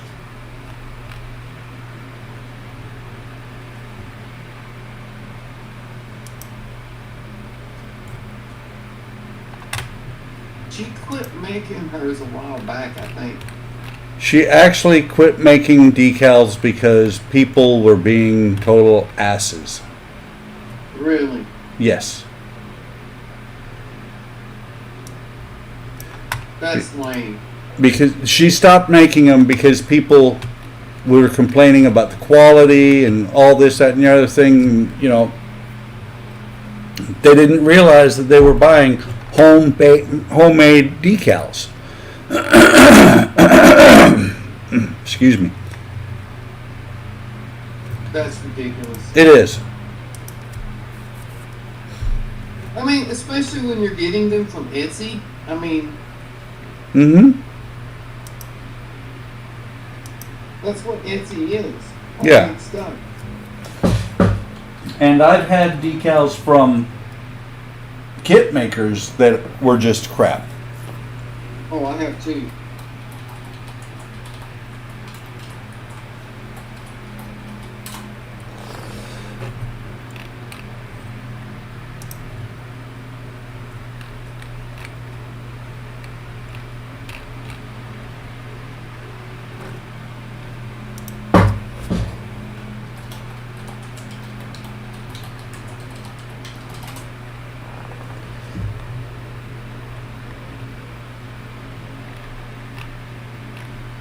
So Now I here- know why Eric used the plastic version,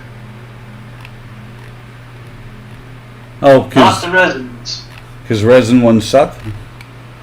No, they're just tiny and fragile and all kinds of crazy crap. Okay, so Donnie, I basically, mean, don't get me wrong, they're very, very good. They're very, very well detailed, but they're just tiny and fragile. And it's just it's a pain. so Donnie, based on what I'm seeing on eBay and everywhere, I'm gonna need you to send me that shuttle. No? But Donnie, come on. Hey, you're building what? The Discovery? Yeah, I think so. Mine's the Enterprise. Sorry. That's okay. I got a decal to cover that. No, my decal's already on mine. Yeah. Well, and see, that's the thing is, I have a 747 to put underneath my Enterprise. I don't have that kit.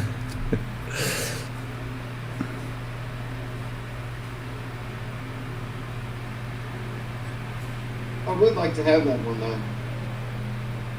I love that 747 kit with the Enterprise on top of it. Okay, actually, I'm looking at the chat.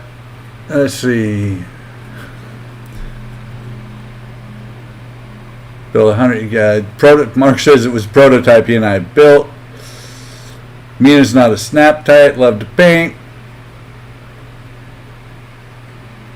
Kenny wanting more. Kenny harping on his Thunder and Lightning board again. Yeah, he was earlier. And Kenny just said he should ask Dana to make those decals for the shop. You should. Yes, actually. Yes, he should. And here's what he says. He says, I know she stopped selling because of all the knuckleheads on Facebook that say, take my money, then buy nothing. I sold her whole stock out through the shop to non-Facebook people. 99% of the sales come from outside of Facebook. Let's see. Quality was quite high on her decals. I believe that. I've seen her build. I mean, it is phenomenal. It is.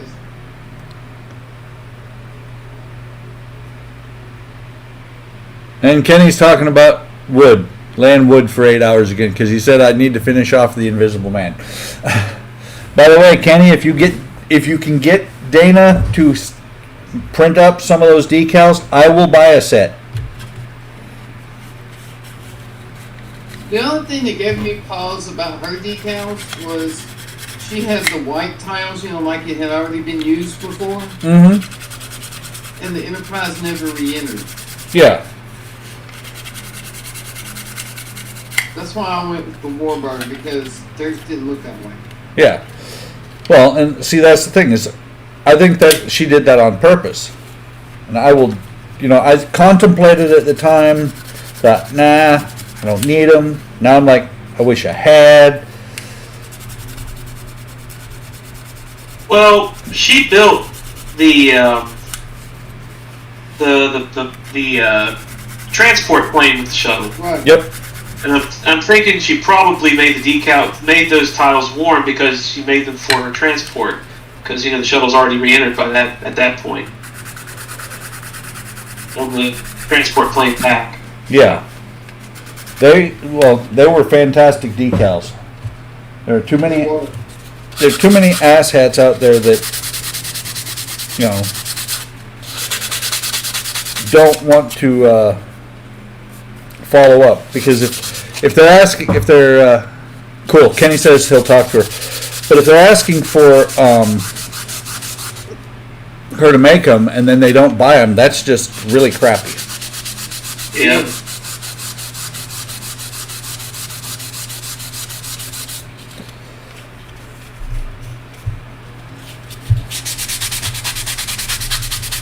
What? Those decals, after sanding this seam down, would just about make it disappear.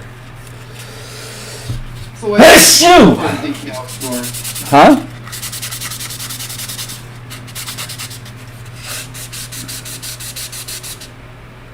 Once I put those decals on the bottom, I couldn't see the seam anymore. Yeah.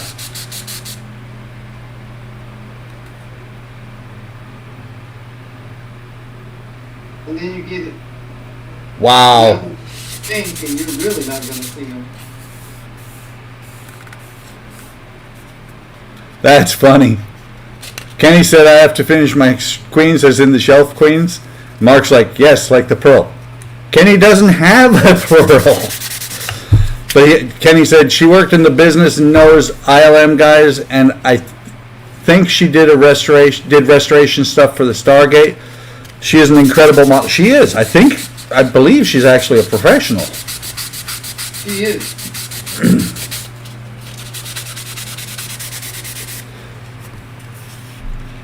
That still ain't gonna stop asshats that think they still know better. No, it's not. No.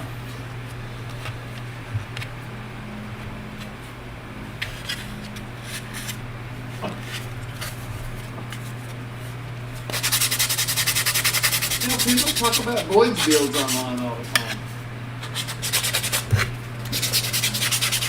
I think Boyd does amazing shit. He does. Boyd does some outstanding work. Yeah, that's. I mean, once they build 45 enterprises, then they can talk. No. Right. The videos, and I'm 5 months behind on my videos. He's working on, in the videos I'm watching, or video I've got queued up right now, he's building number 46. Oh. And that's Okay. 5 months ago.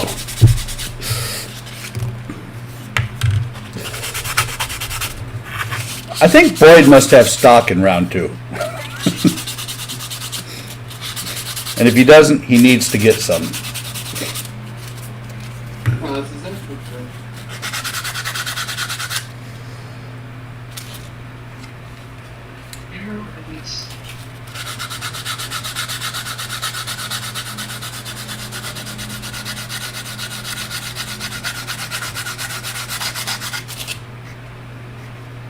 like some of his little random builds he does. Like he built the dude's truck from Jaws. Yep.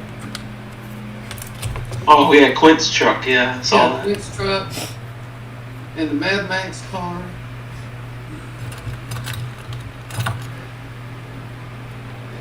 I like most all of his builds. Me too.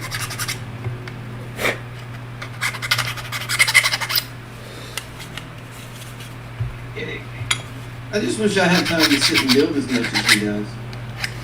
Well, you remember he stopped. He quit his scratch and dent business. Yeah. That's what I'm saying. He just builds levels now. Yep.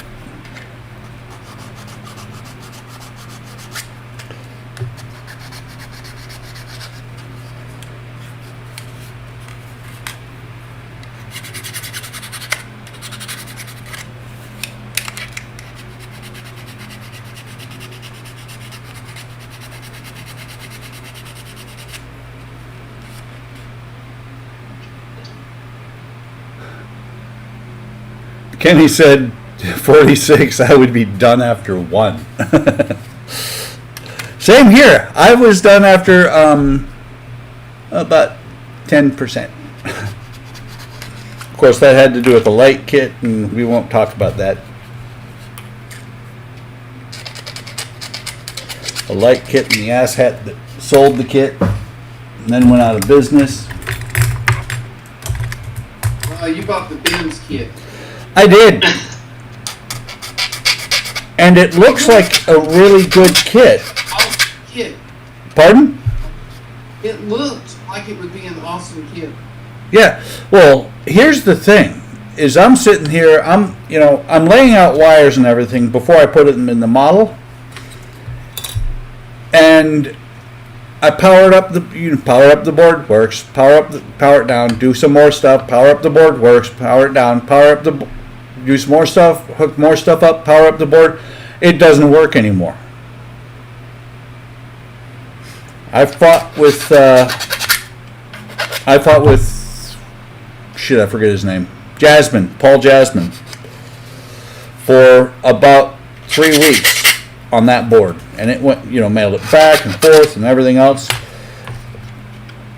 Finally, I got to be a pain in the ass, and his quality was low enough.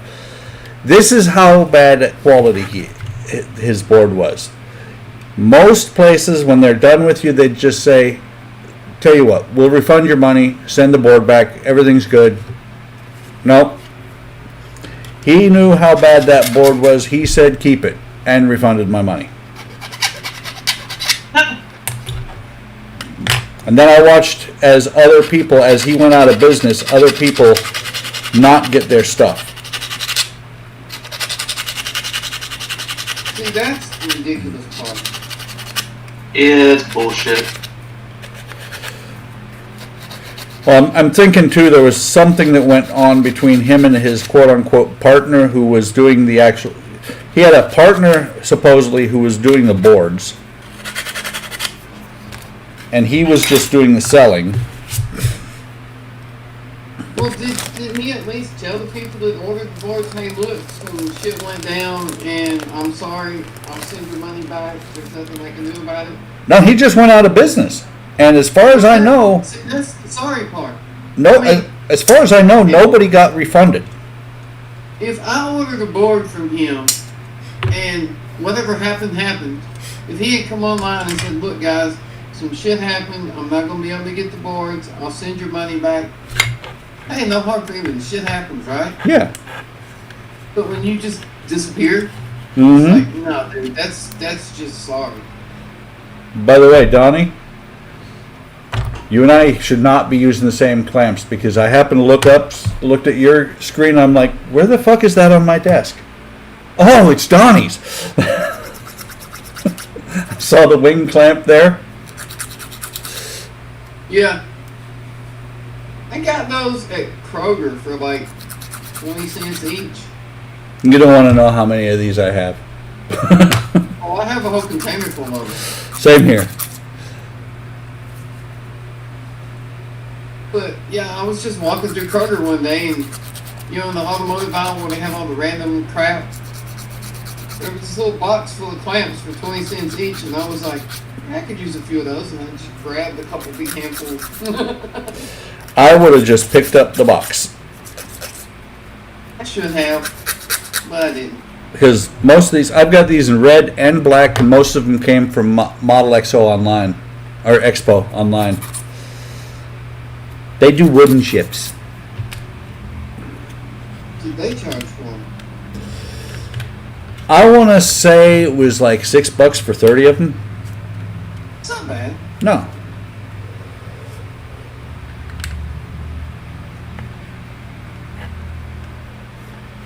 Yeah, I'm going to put the glass in, but I'm thinking I'm definitely, well, first I'm going to have to do some you shouldn't have to do seam work on your glass. Oh, I had one.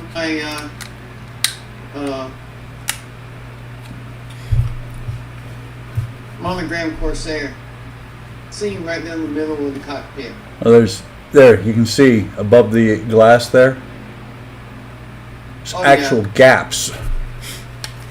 Yeah, I filled those in with this. Yeah? I have that somewhere. I love that stuff for small gaps. Might use this.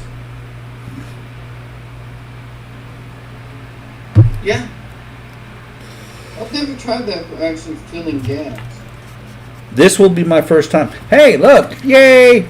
I have the seam broke. Now you can do it again. Yeah. Well, I'm going to put the glass in and...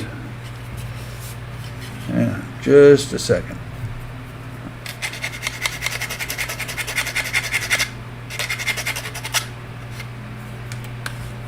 That is much better than it. Hang on, let me see if I can get it to where you can actually see it. That is much better than it was before. Actually, it looks like they are supposed to go together. I think it broke then. Yeah, I sanded down the one side, but then I broke it.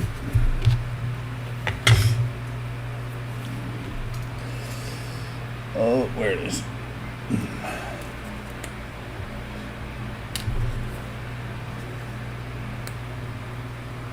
Can never have enough clamps. Absolutely, Mark.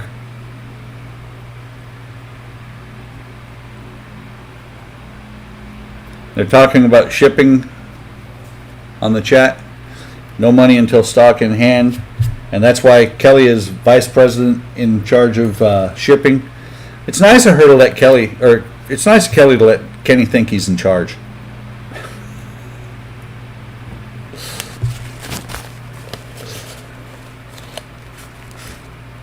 Well, I will tell you that Kenny is our resident stress test. If he can do it, anybody can. Yep. I've seen that.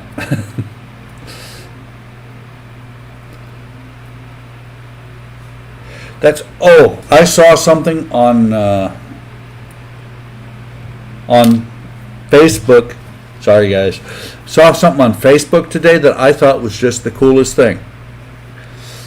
So, there's a guy out there that takes the breadboards and cuts them up into pieces as he needs them to do his wiring. He doesn't do any soldering. So he had this part with the positive and negative, he had it cut off, and that's where his LEDs were plugged into. Oh.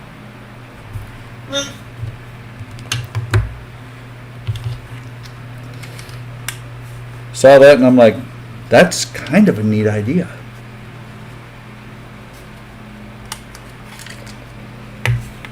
Well, then just learning how to solder. Yeah. Well, and somebody finally convinced me that 750 degrees is just a little bit too hot for the soldering iron. Just a little bit. We won't mention Spence here.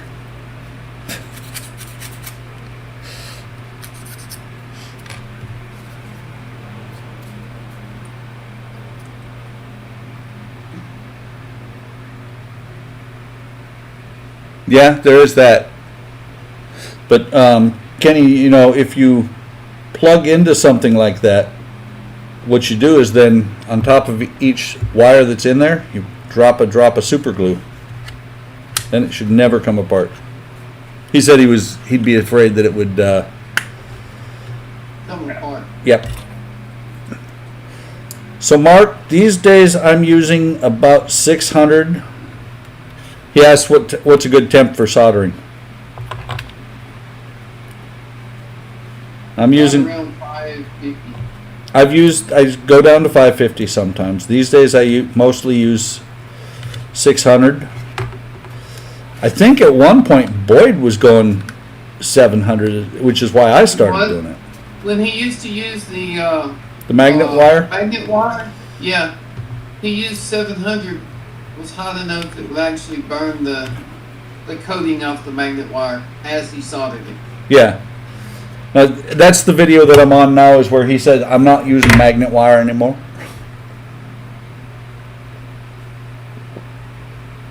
Yeah, he hasn't used it for a while. He uses the wrapping wire, I think, now. Yep. I have wrapping wire as well, but my only problem is the wrapping wire I have is stranded. Actually, I would rather have the stranded. The wrapping wire I have is solid core, and it's real stiff. Kenny needs a new soldering station. What you need, Kenny, is one like mine that's got. Sorry, guys. It's got.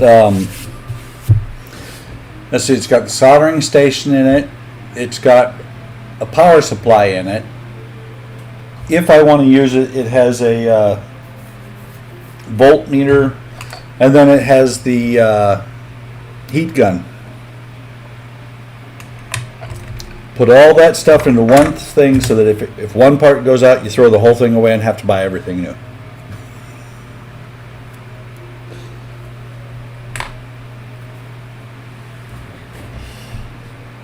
And there's a soldering iron. I've seen your setup. You've got the soldering iron, and then you've got the I honestly like your little power supply. I think that's kind of cool. $9. That's why I have that. Yeah. Well, and the reason I have the power supply I have is I wanted to get between the soldering iron and the power supply and everything, it was taking up a lot of room. And getting rid of that soldering iron and getting a power supply allowed me to create a monster. Help Eric out. Soldering station that I have, I think you said it was a different brand name, but it looks exactly like the one I have. Yeah. The thing is, that's a very common, as far as I've seen, a very common soldering station. It's just that, somebody else puts a different name on it. They're all from China, unless you get a high-end one. The only thing I don't like about it is the tips that fit that soldering iron are crap. So just buy different tips. Dude, that's just it. The tips that fit on that one are different than the tips that fit on most other soldering irons. So the wand itself, does it have a screw attachment that goes to the station? So the tips on this one look like that. Oh, yeah, I've had one like that before. Those suck. Yes, they do. They wear out in no time. Well, and the handle itself, the wand itself, will wear pretty quick. Well, there's no problem on the handle itself. I've had it for 2-3 years. But the tips wear out quick.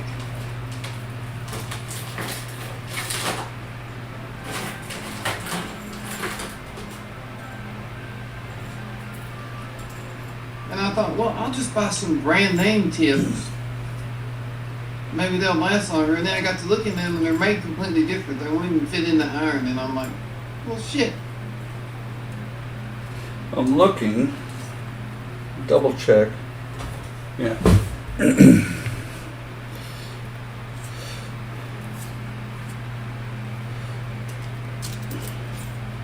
So yeah. See, Donnie, Yes. I have the exact same type of wand. And you're right. These Those tips too? these tips suck out loud. Yes, they do. So the question is, does yours have, like mine, a socket? Yes. I don't know if it's the same socket, but yes, it has a socket. Probably pretty close to the same. So what you need to do is get, Oh, pretty close. oh wait, Won't necessarily fit. hang on. I thought I had a different one. I have a spare one of those. I thought I had a spare of the one that I've got on my soldering iron right now. Yeah, this is the socket on mine. I was looking away. Yeah, that should fit. So let me double check. I thought I had a spare wand.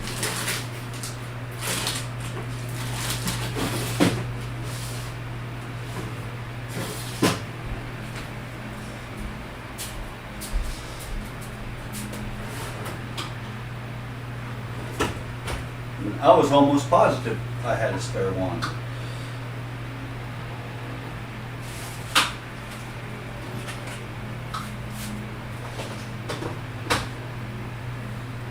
Actually, I just thought about it. I know where my spare wand went. Eric, Yep. When I sent him that soldering station, I didn't want to send him an old, crappy, beat up wand. So I sent him, I don't think it was a brand new one, but I sent him a newer one. Wait a minute. What the hell? Never mind. I must be talking. I'm talking out my butt today because this one's the same one. But this one I'm having no problems with whatsoever. So let me pass on some insight. Let me see your tip again.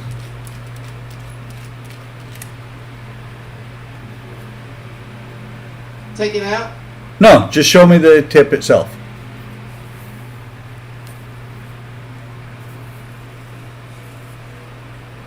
Is that okay? It's a half chisel.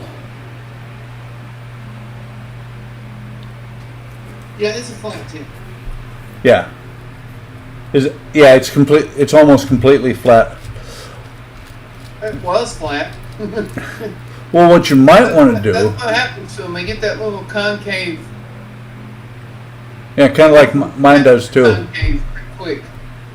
Kind of like this one does too. Yeah. But instead of it still works pretty well because instead of it being a flat like that, it's a chisel. Oh. I don't think I have one of those. And somebody, again, he will remain nameless because we're not going to talk about Spence here. Oh, hi, Spence. Convinced me that this type of tip is not good. Yeah, I switched at the same time you did. Okay. I mean, this type of tip is good for burning somebody's eye out.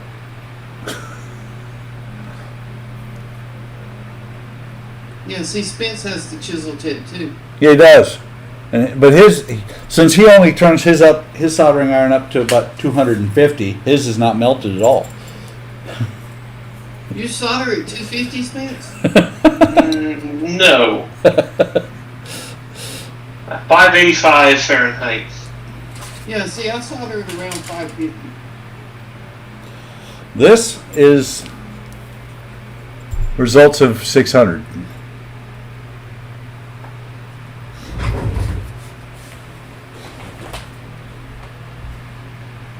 Now that is going to depend on whether or not you use leaded solder or unleaded solder. I use diesel. Oh, Uh-huh. oh. It doesn't say on the thing. It's That's it. rosin core solder anyway. I'm not sure if it's leaded or not. It says 60-40 or something like that, then it's leaded. I think that's what it said, 60-40 rosin core solder. That's leaded. Yep. So that means you can use a lower temp. Yeah, by about 50 Fahrenheit, 50 to 100 Fahrenheit. I Lead just- free tends to have a higher solder, a higher melting point. Yep. Because you're melting pure tin. No, it's usually some kind of like tin, silver, antimony, oddball alloy, something. So I've got 2% flux, lead free. Which lead free is good because sometimes that smoke goes right in my face. Well, that ain't lead. Yeah, I know. That's the flux. Isn't good for you, but You can't. That's not. People think it's vaporized lead, but it's not. No. Well, and that's the thing is mine's lead free, and the amount of things that I've breathed and dealt with over the last 50 years, especially while I was in the Air Force. Bring it on, man. It's the worst that could happen. It kills me.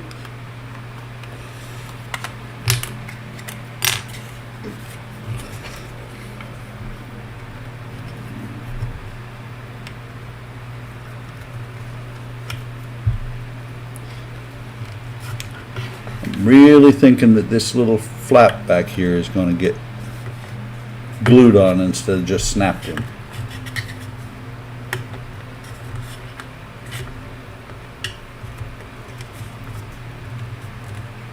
Because I'm not thinking I'm going to be flying the shuttle and going maybe. sure you won't. Yeah, but see, why would you know? That would be really bad right there.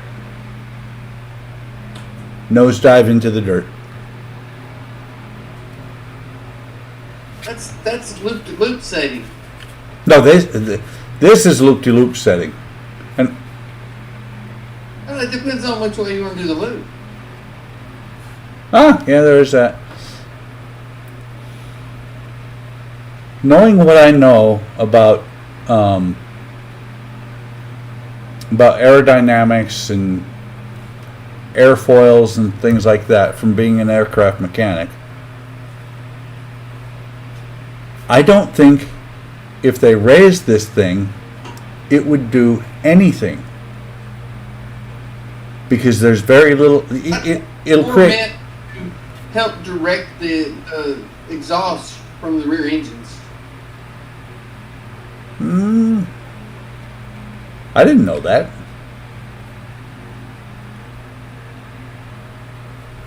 I could be wrong, but I think I read that somewhere.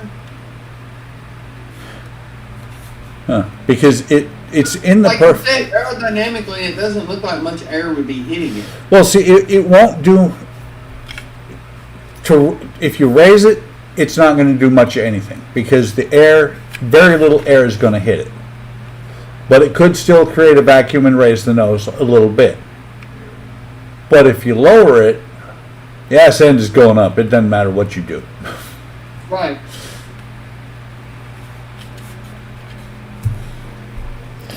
There's a little science in each of these shows. Oh God, that glass is terrible.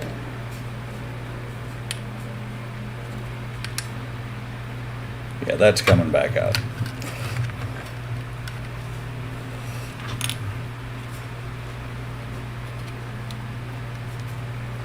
I looked at it from the front, and it was literally completely off on one side and relatively good on the other side. The fit of the glass. Yeah.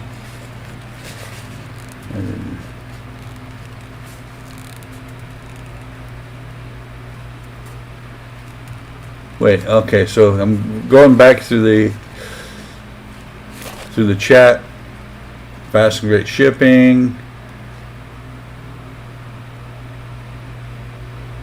Says he only uses leaded solder. Frustrated quickly. I would get scared it would come apart. Added weight because I think add them to the base. It's good temperature. It's just going to ask that. Mark was using 700. Kenny said, okay, I was reading further back than I had to. Kenny needs a new solder station.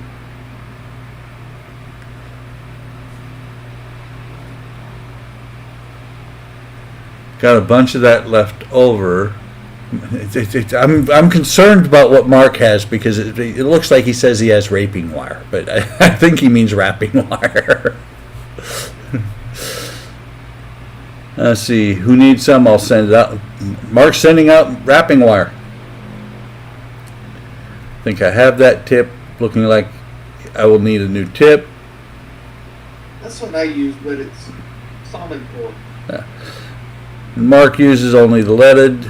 The crap we breathed in while in the Coast Guard should have killed us. Yeah, same. Any of us who were in the military for any amount of time should have been killed by the stuff we were dealing with.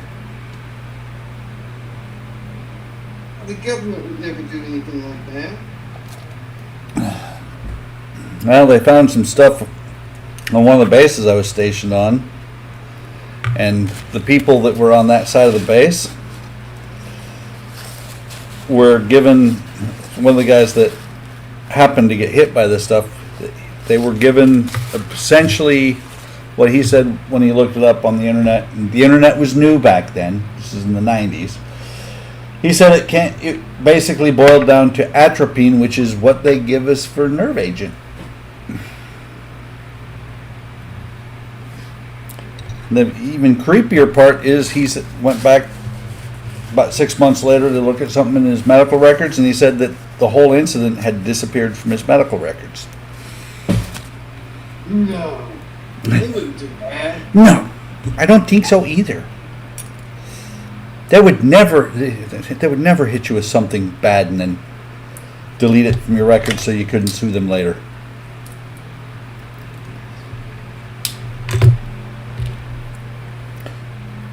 Of course, on the other hand, my medical records are about 4 inches thick, and nothing has ever disappeared out of them.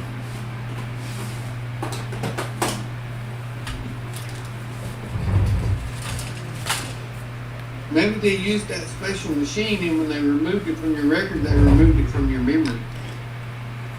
I don't remember that. Exactly. No, it wasn't my records that it was missing from. Me, I just got old. That's where most of my disability came from. Is I got old while I was in the military. I'm gonna fog the glass, guys. I'm using super glue.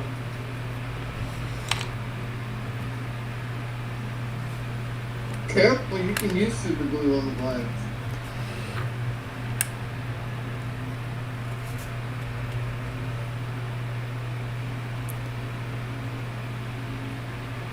Yeah, Mark's got the same problem. He said, remember what?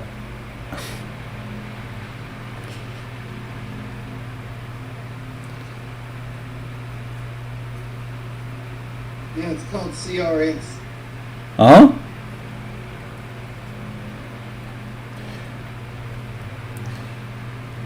Some people while I was in the Air Force thought that was Component Repair Squadron, but I know the truth. It can't remember shit. Keep listening, Spence. All this is stuff you have to look forward to.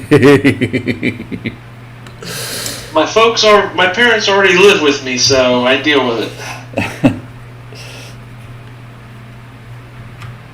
It's okay. Gets better someday. Okay, stuff you have to look forward to personally. Yes, I won't remember it. that's the best part.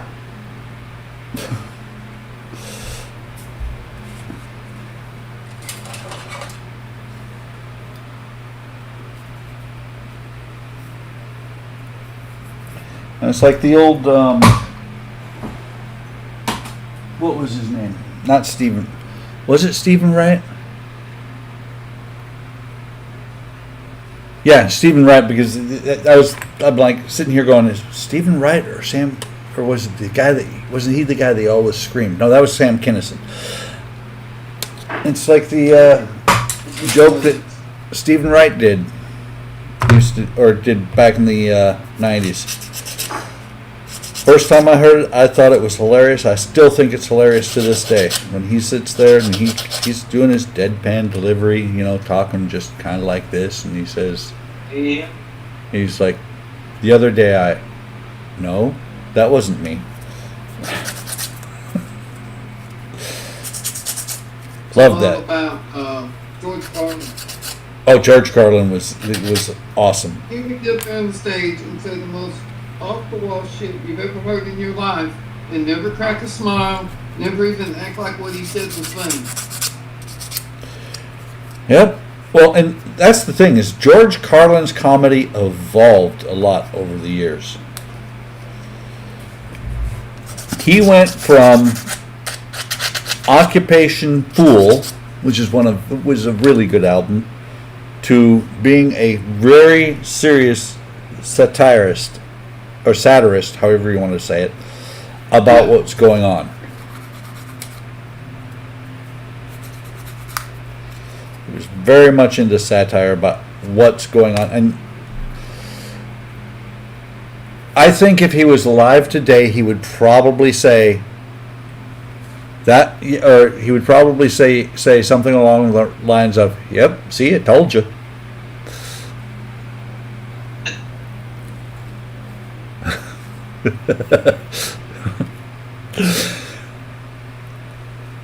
Okay, have to say it. Have to read it in the right tone of voice because Kenny posted on Facebook or on YouTube, posted a comment from Stephen Wright. When cows laugh, does milk come out of their nose?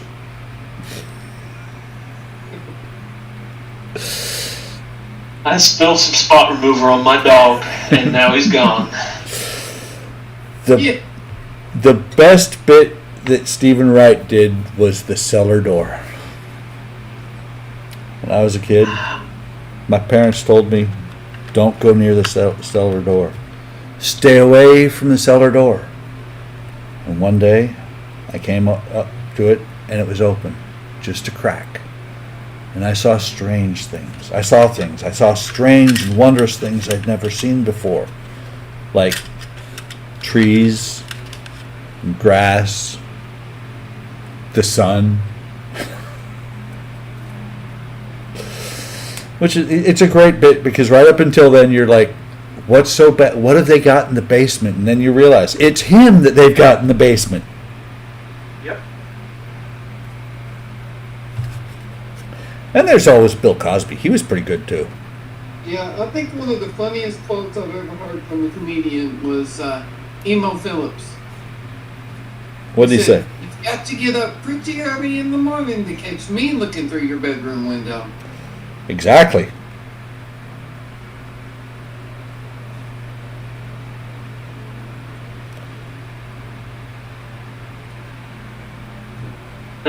Stephen, one Stephen Wright joke that sticks to me is just, grandmother walks up, like, here's $5, don't tell your mother. It's going to cost you more than that.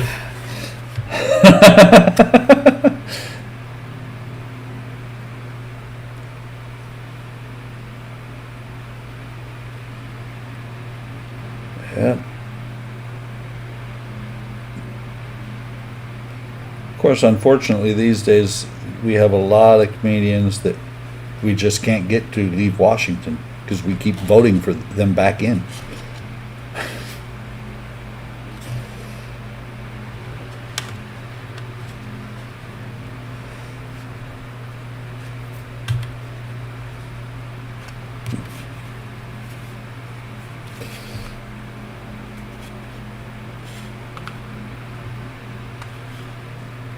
I'm not saying there's gaps in this kit, but let me see. There's gaps in the kit. Yeah, pretty much.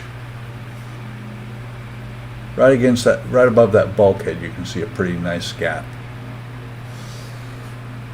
Maybe it was aliens. That's okay. That's like on this tail fin. It's matched up perfectly on the front end, but there's this nice little ledge all the way down the back. Yep. That looks like you already painted it. No, it was molded in silver. Ah.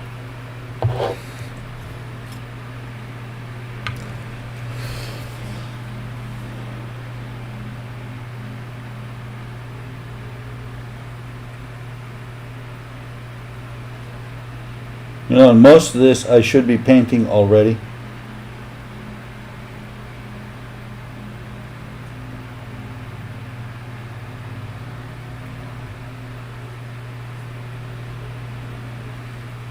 Oh, I love these sanding sponges.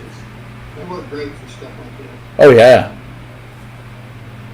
Well, so the seam on the bottom. These at Walmart for like $3. Seam on the bottom of this thing was terrible until I used this thing. I want to say I got like 7 or 8 of these things off of Amazon for like $5.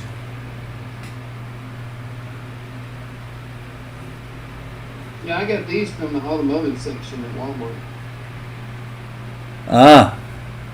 Kenny says I worked for the studios that filmed the Cosby Show, and he was not a nice guy. Funny guy, just not nice. And Mark said, I heard the same thing. Seems like most people that look nice on TV and film are not very nice at all. Yeah, I know a lot of shit about Bill Cosby. Yeah.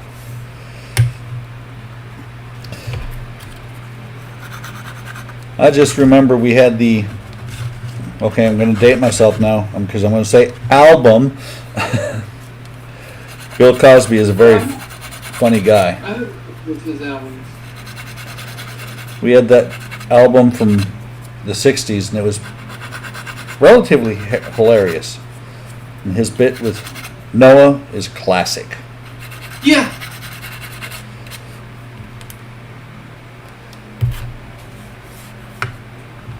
A couple of Robin Williams albums. Yeah?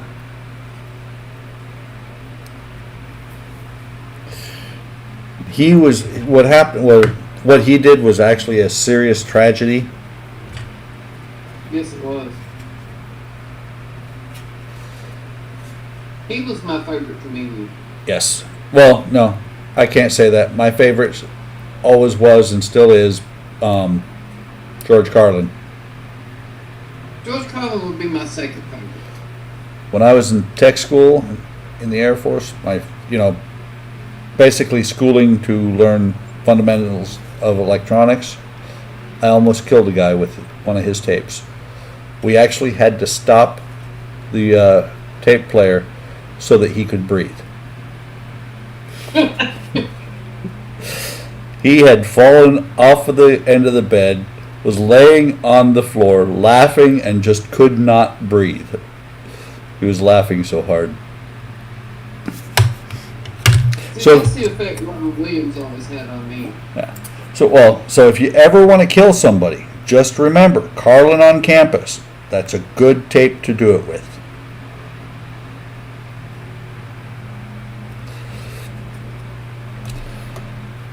One of his best bits that he carried on, I believe he carried it on until he passed away, was an incomplete list of impolite words. Yes. Which originally was the 7 words you cannot say on TV. I like that one, and I like his comparison of different ways that people say hello in different countries. I don't know that I've ever heard that one. You haven't? Yeah. He goes through all the different words for hello in all these different languages. And then he gets to Hawaii, and he says, in Hawaii, aloha means hello. And goodbye. Which just goes to show that if you spend too much time in the sun, you don't know if you're coming or going. Yeah. Another good one. tape from him was a place for my stuff. Yes. So apparently Eric was born about 40 years late because his favorite comedians have always been Abbott and Costello. Oh, I like Evan Costello. Oh yeah. I mean, you know, especially when they start. Yes, they are. I agree, Kenny. They are awesome, especially when they start talking about the baseball game and who's on. First, Exactly. what's on second? I don't know who's on third. Yes. And it's such a simple bit that pretty much anybody can do it. Right. All because there at one time was a baseball player named who? Exactly. Don't forget tomorrow. Yes. Today's the catcher, tomorrow's the pitcher. Yep. Okay, Mark Shue is saying Marx Brothers is the way to go. Kenny said Three Stooges. The Three Stooges are amazing. The Three Stooges in outer space. With the unicorn. My favorite one was the one where Mo had got divorced at Niagara Falls. I don't think I saw that one. You haven't seen that one? Nope. Every time somebody would say Niagara Falls, he would just lose his shit. Start beating the hell out of them. Niagara Falls. Mo would just lose his shit for anything.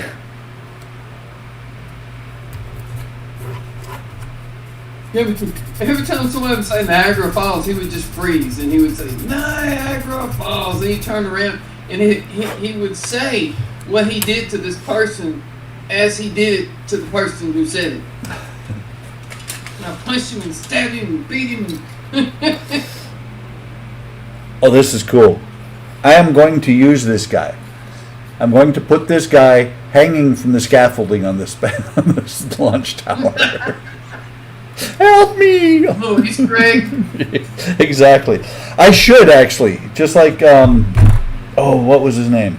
The guy that put the BB-8 on the Millennium Falcon.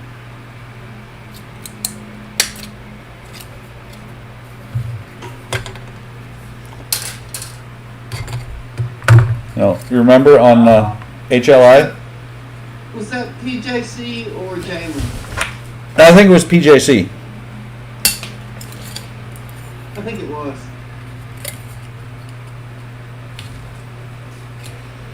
As soon as he said that, I started looking, and it was funny because I want to say BB-8 was only in 4 shots that you could see him fully, but you could also see him in another 5 or 6 shots, just part of the ball.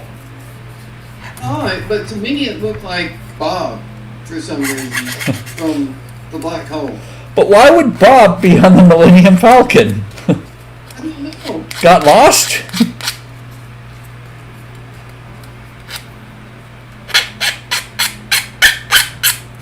That's why I never posted, hey, I found it, because he said Star Wars character, so I thought, well, that's not a Star Wars character.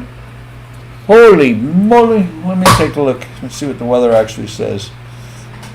I think I'm getting reflected heat. I have a indoor-outdoor thermometer.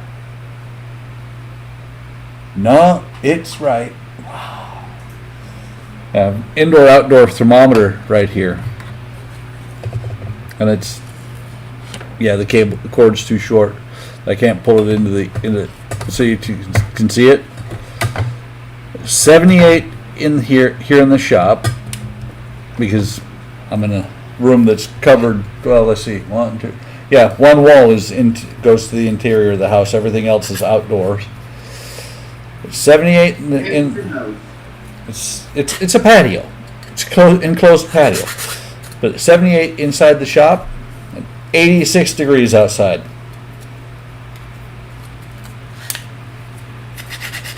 Turn the air conditioning on, but Air conditioning is on in the house, and I've got vents here. turn it up. Or down, however you want to look at it. It's set to 76. 78's not bad. And especially since you're just seeing the work surface, if it gets too warm in here, I will be shirtless. I'm just not going. I'm just not going to do that. You know, put that on camera because nobody wants to see that. You guys can never unsee that.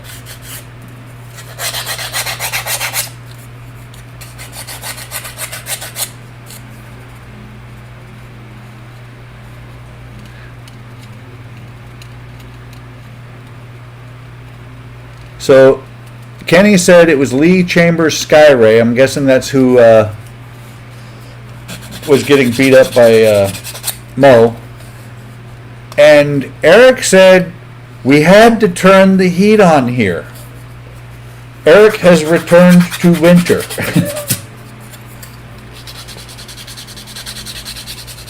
Oh, it was Skyray that did the. Okay. So we were both wrong, but. Okay. Oh, yeah, you're right. That's right. I was thinking Three Stooges, but you're right. It was Skyray that did the Minimum Falcon. I call it the Minimum Falcon. I don't know. 144 scale? Or no, was it 1350? I don't know. But I just ever since I did the Agostini Falcon, that is, it's 43 inches across, I've called it the Minimum Falcon. Just 'cause. Yeah. I would love to have that Agostini Falcon. Elaine says, woohoo. That would violate some kind of YouTube rules. Oh, if I took my shirt off. Well, see, that's what's funny is because I sit here, I'm in this room most of the time these days because of working from here and everything else. And so a lot of times I'm in here with no shirt simply because it's warm. 56 degrees. Eric has gone numb again because it's 56 degrees. Wow. Oh, That's not cold, but when it's 80 degrees here, it's like, That's a pretty nice fit there.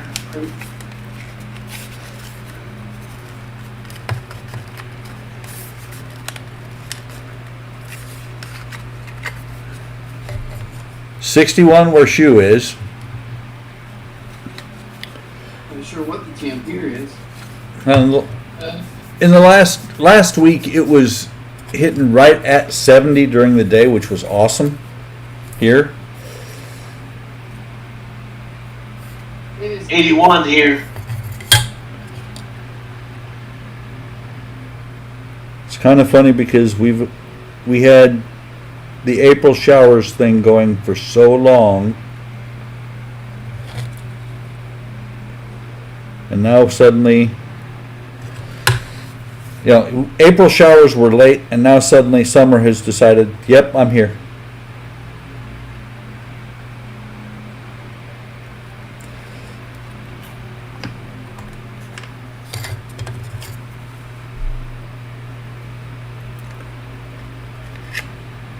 The great part is that when we get off this afternoon, I will probably go outside and mow the yard. I did that this morning. Well, see, that's the thing. You got excited and energetic and got up early. I did. I, on the other hand, my wife and I were talking about things going on with my daughter and grandson that is leading to my grandson moving back in with us. We were talking about that stuff till about 4 o'clock this morning. And so I got up at 10, which is way late for me. Your grandson's moving back in with you? Yep. It's one of these things of it's better overall for him.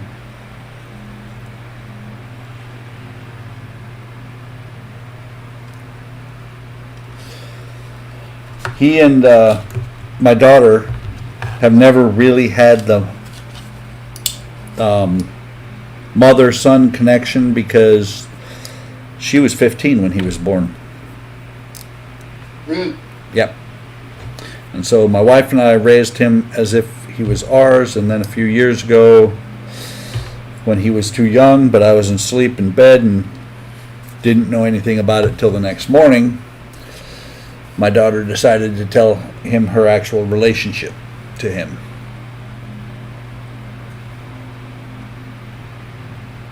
Well, then he didn't know? No, he had no clue. And we weren't hiding it from him. We were just, it was just not something we ever told him. Right. And then if he's not asking, you don't tell him when he's 10. It's very detrimental for a child to learn that way. That would throw a little kink in the works. Yeah. And so, things go back and forth between the two of them quite regularly.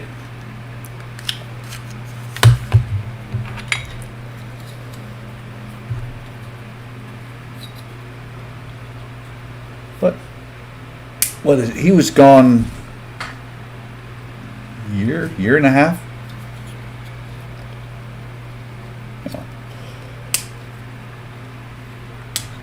So we're Moved out to your house? moved out from Huss, moved in with her.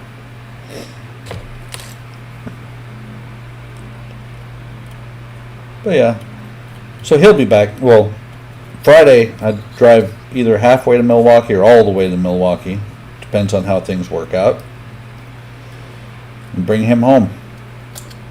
Because truly, here's the funny part. He wants to so bad to have things work out between him and Francisca. But this will always be his home. Hey guys, Yeah? I want to jump off of here and go pick up my son. See what I did? Started talking serious shit about kids and stuff, and Mark's like, "Oh shit, I was supposed to pick him up like 3 hours ago." Or not Mark, Donnie. No, he just sent me a text message. I gotta go pick him up. So y'all have Okay. fun. Yeah, take it easy. Yep. See you, Donnie.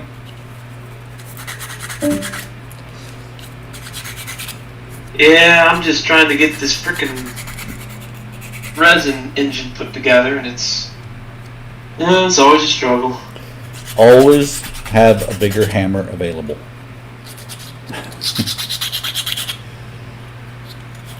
I need a little hammer for this one. I have one of those. Let me see. I think it's. No, I have one. Just don't know where it is. I have somewhere in my massive tools, I have a baby ball peen hammer. Oh, I should get one of those. Yeah. Well, I have it for. It's how I drive nails on there. It's how I drive nails on wooden ships. Because I use this thing. Yeah. Well, I might have one somewhere up in the garage, but I've got that. And depending on what I'm doing, I've also got a pin pusher. oh yeah, okay, yeah.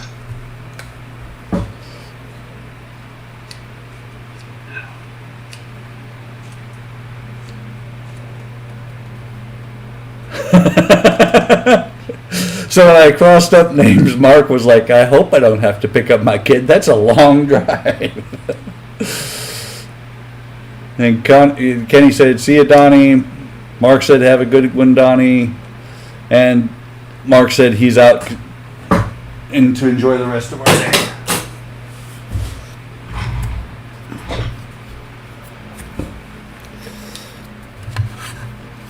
Yeah. Today's really the only day I have just to sit back and not do a lot, because tomorrow we're going back shopping for more bathroom stuff. Yeah. I've noticed that everybody, since we've all been stuck at home for the most part, everybody has been renovating, except us. Well, we put up a new garage, and it turned out to be a fair bit cheaper than we thought it was going to be. Because we found a contractor that's all he does is garages. That's cool. So he didn't charge as much. So we had some left over, and we already been saving a little bit for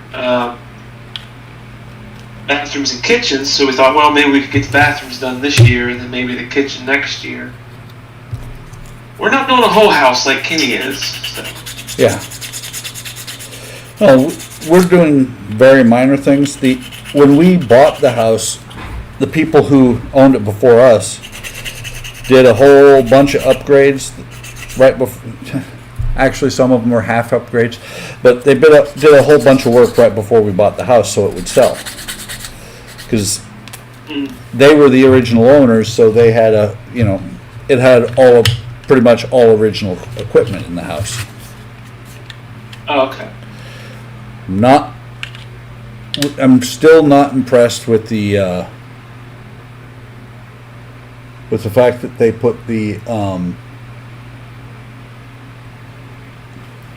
linoleum. Sorry, sitting here looking at this part, thinking, put the linoleum in the kitchen. You know, the old rolled linoleum. Yeah. But why? So many better things you could have done there. We had in the bathrooms we had vinyl tile. That hasn't held up so great. Yeah, but the So we're doing actual actual ceramic and porcelain now. Yeah. The great thing about vinyl tile is you can vinyl tile right over top of it. Yeah. But No, we've got tile in the bathrooms, just the rolled vinyl in the kitchen. Here on the patio, it's kind of funny because there was a treadmill out here, and there's one tile that was broken and another one that's cracked, and we have the tile for the same tile that was there, and I'm guessing it was because of the treadmill they dropped it on there or something. oh, I mean it was a shattered tile. But yeah. But it was funny because I just took the broken tile out, I took the grout out, got some of the glue from underneath it. Never have finished never glued the new tile back in. It's just sitting there on top of it, but it fits.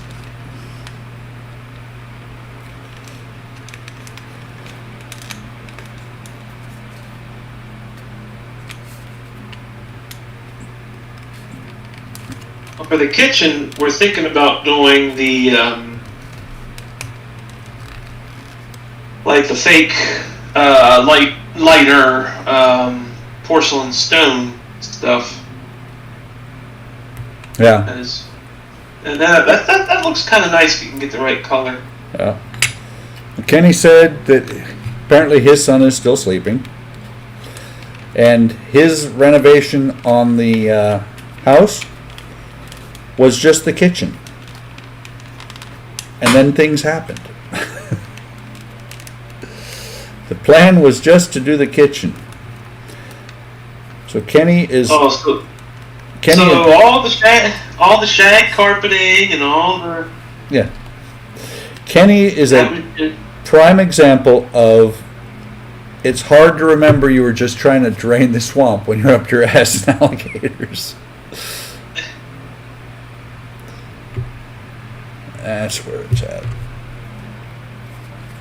The piece that marks where that's supposed to help hold this one side on is too narrow. Yeah. It's too narrow up here. Oh, If I just set this on here,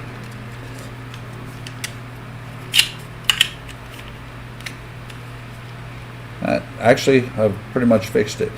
There was a pretty serious gap right here at the front. You know, it was sitting up, but by taking the file in and just dragging it through here once, looks like I fixed it. height tolerance. Yep. Well, I was about to just cut the whole thing out.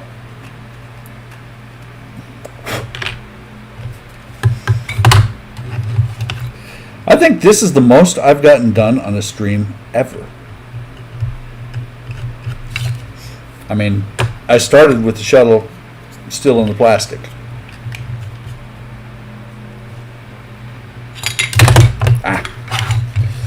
Those should be able to come off. Maybe. That one's not grabbed. That's really sad when the, where'd it go? Oh yeah, put it over here. When the red stuff doesn't grab the plastic. Well, it takes a little bit longer for it to activate. Yeah, but this didn't grab at all. Oh, And I had it clamped.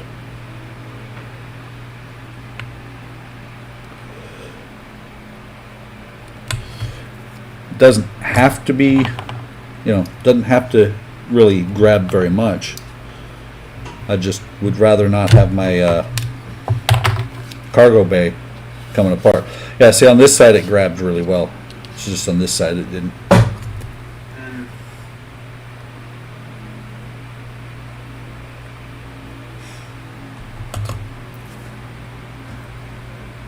oh, that was a mistake.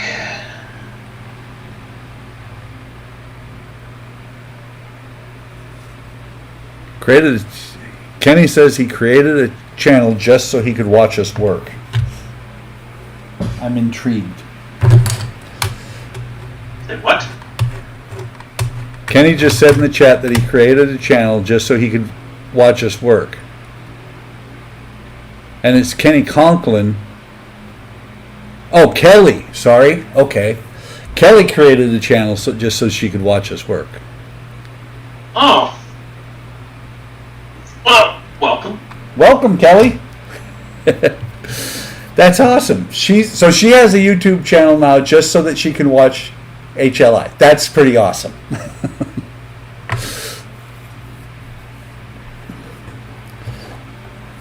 and sorry, Kelly, I'm reading the comments on a Roku, which means it's fuzzy.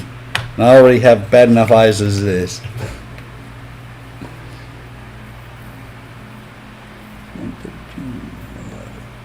And she said, thanks, guys. Let's see.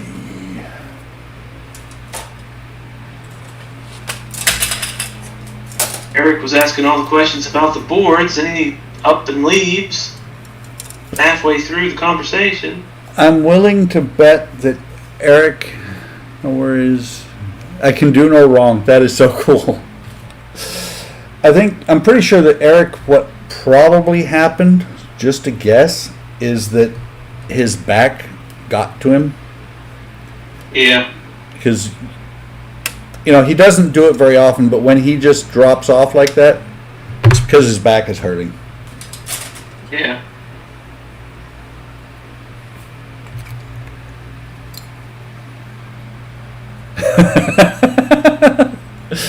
Kenny said now Eric's making his own boards. He's a spy.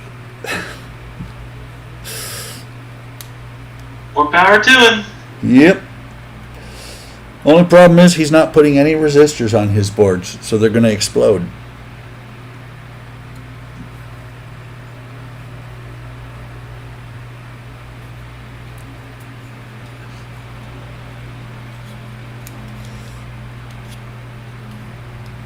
Okay, that's how that goes in there. Little bitty piece here.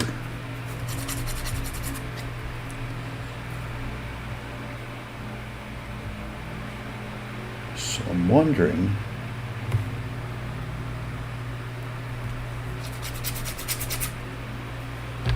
That must notch in.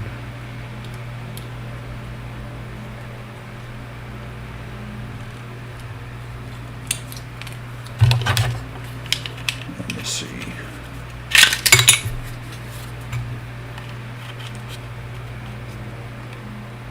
Of course I grabbed the wrong one. Maybe that's why it wasn't fitting. So that'll go in there like that, and then that fits in there like that, and that notches into there. Okay. Now that makes sense. Kenny said about Eric's boards. Boom!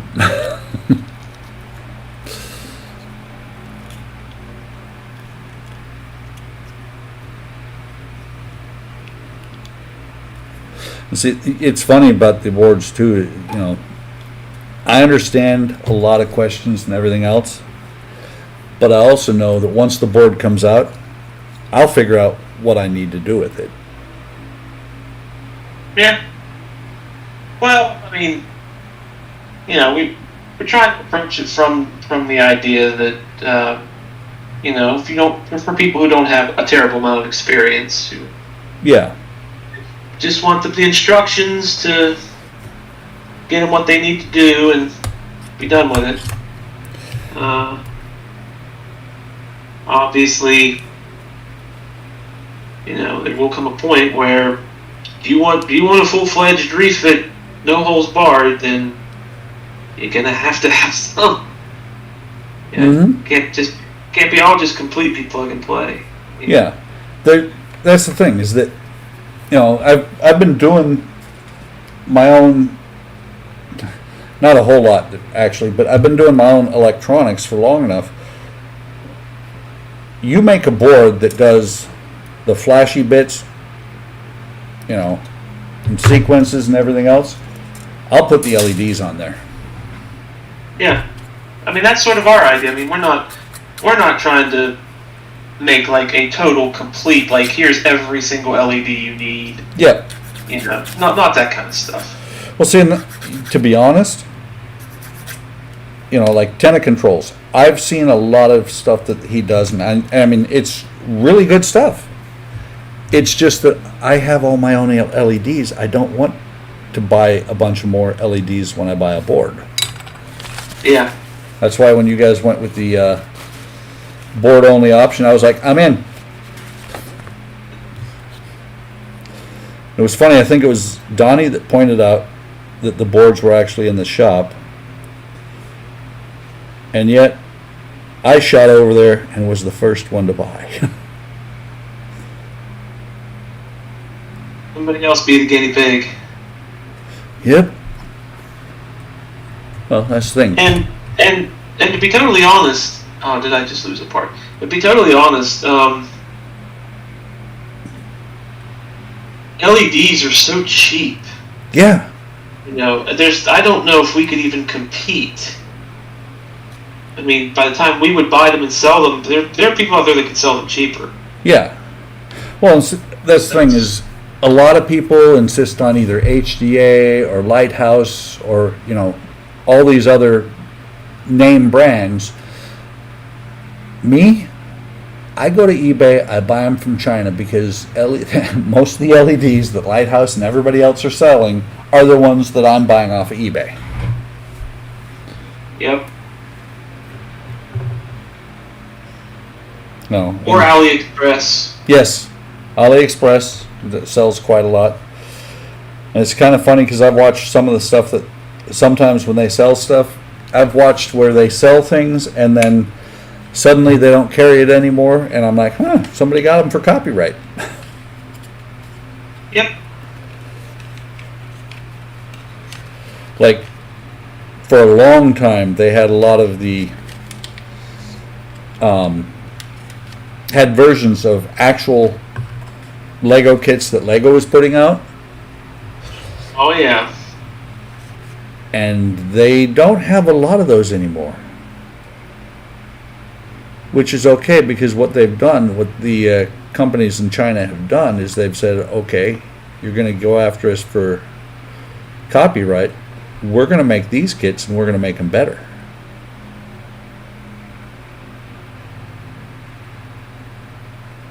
Because there are some pretty nice kits that you cannot get anywhere besides China. Like the, I don't think Lego actually makes a Star Destroyer. I don't think so.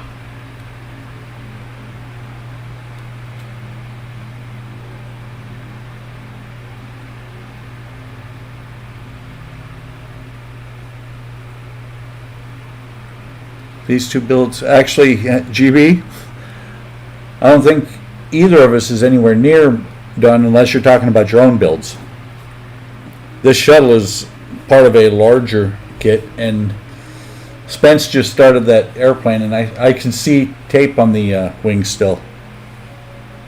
I barely touched plastic. I'm still mucking around with resin parts. Yeah.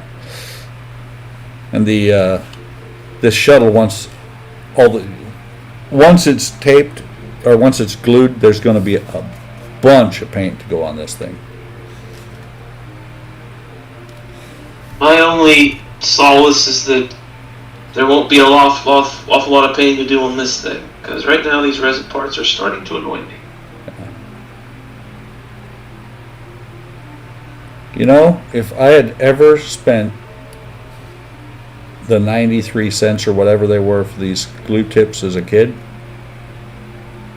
I probably never would have gotten away from the red tube glue.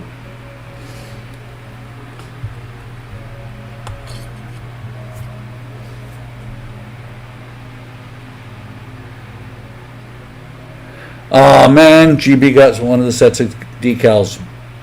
He's building a shuttle as well.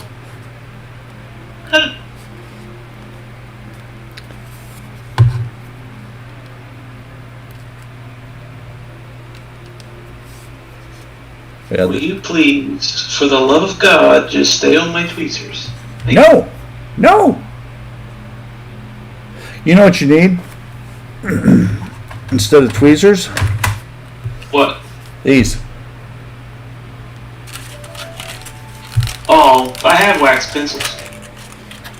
Well, these, supposedly, the tip, even though it's some of them are melted and deformed, never wears out.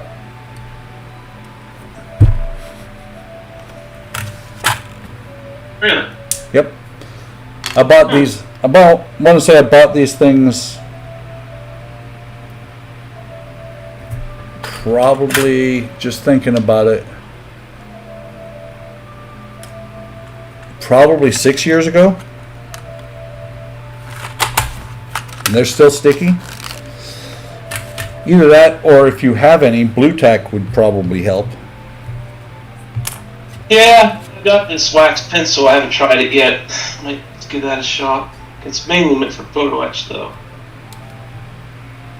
See if I can put this back in.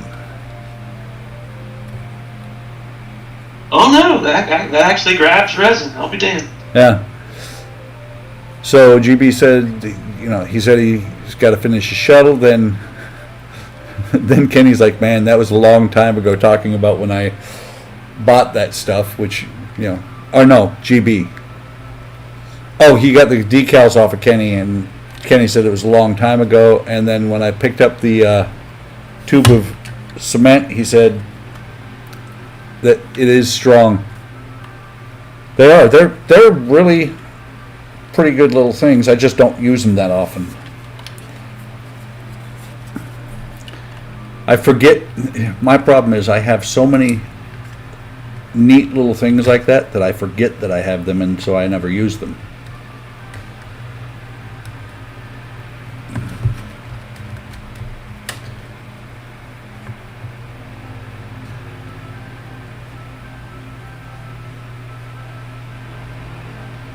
GB's going to start some sci-fi stuff for a change. That's cool.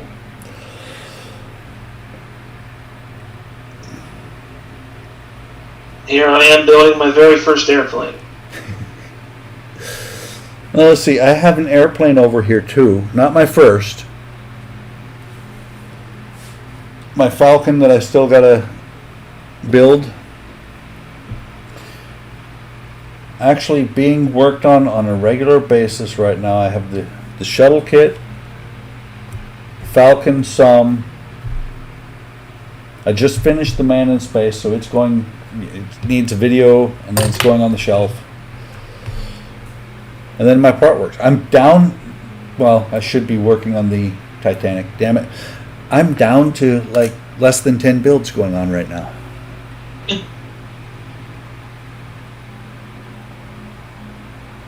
I have this. I have the Galaxy Dreadnought, which I just basically just taped together, Yeah. and I've got Michael Myers. I need to work on him some. Yeah. Although technically Catwoman, I guess, would be a shelf queen at this point. Yeah. I remember she was actually coming together really well. And Tiny Batman took. Yeah. Tiny Batman was staring at the monitor. I remember that. Yeah, well, Tiny Batman will just have to wait a little longer. Yep. So Kenny and Kelly are on their way to Home Depot and BJ's, so they'll see us later. Let's see. I don't know if I want to do these doors or not. I'm trying to avoid doing anything that I cannot take back off for paint because on the one hand, I may not even paint inside the doors because it is going to be on the launch tower.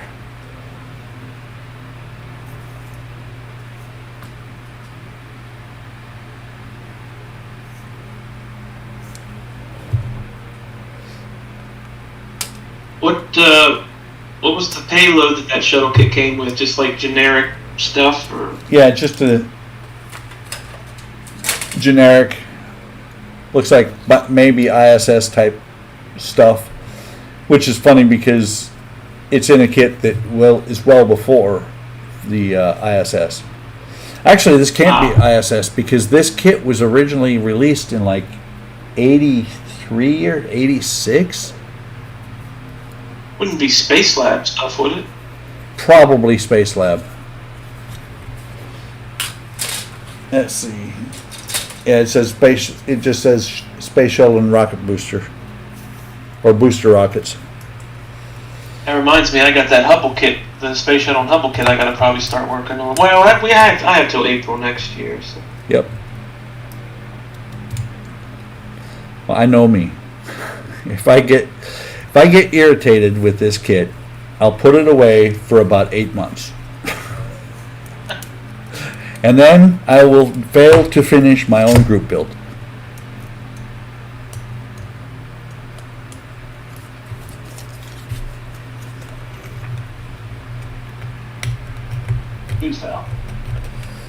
It's kind of amazing. You can tell that this is a well-used set of molds because there's a lot of flash on it. Oh yeah. And as old as it is. Yeah, well, it's kind of funny because even the launch tower has a bunch of flash on it, and it's only been released twice. Well, I got as far as I think I can on this resin engine.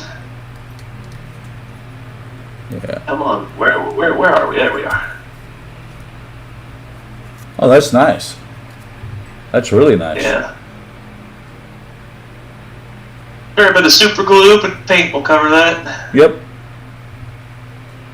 But now I have to have the extra parts that I had to order that did not come with the kit. So I can't do anything more with that. You talking the wires and stuff? Yeah. The wire and the plastic rod. I needed both, and I didn't have any. So the plastic rod, is it like styrene or? Yeah, it's just regular styrene. I don't have the. I do. It's 0.5 millimeter diameter plastic rod. and you need 18 of them. And 0.15 millimeter copper wire, and I don't know off the top of my head what gauge that is, but that would be teeny tiny. Yeah. Well, the plastic rod. Yeah.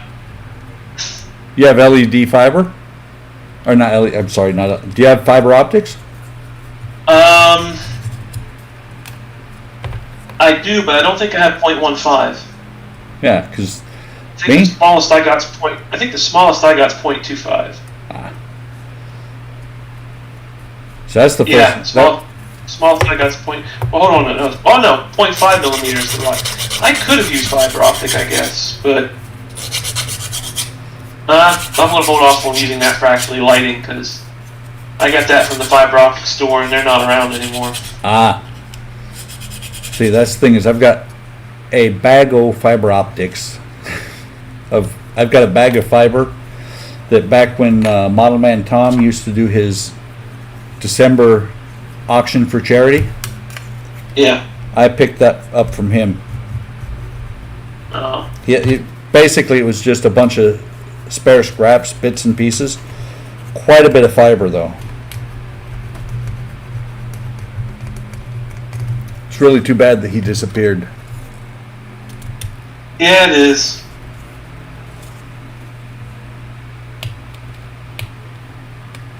Kelly's still on, listening. She's listening while she shops for baskets online. So she does the same thing that my wife does. We get in the car, and out comes the phone. Which is okay.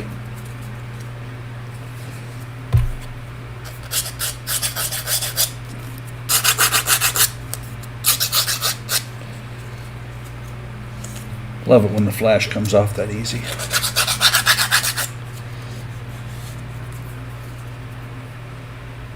Oh, good. It's dropped down to 86 outside.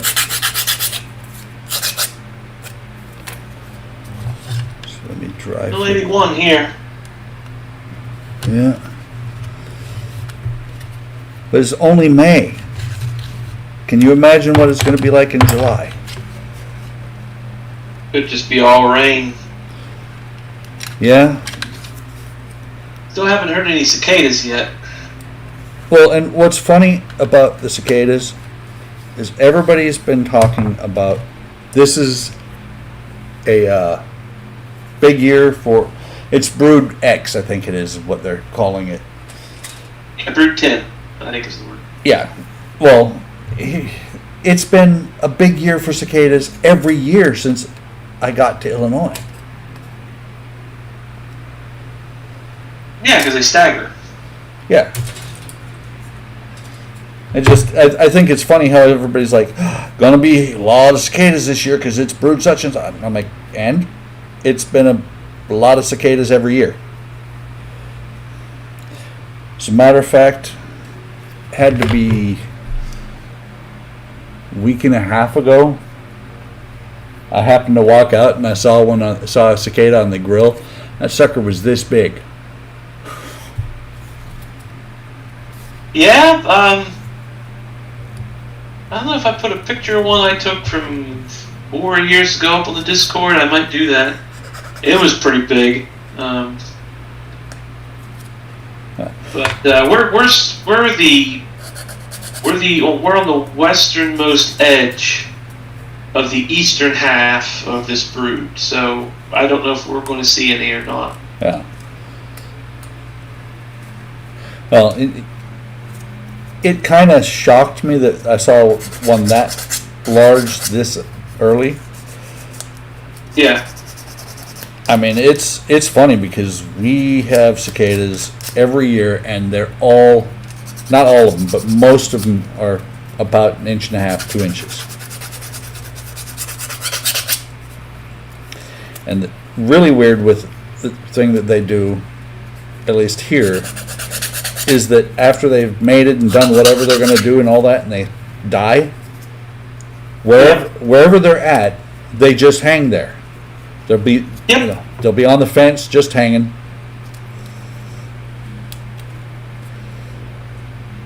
Of course, The cats we have, they feast. yeah.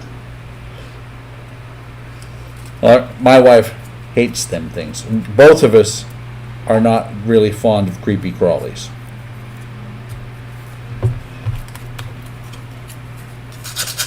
But like things that bother her that don't bother me near as much as, it just bothered me because I didn't want that thing turning out to be a queen and nesting on our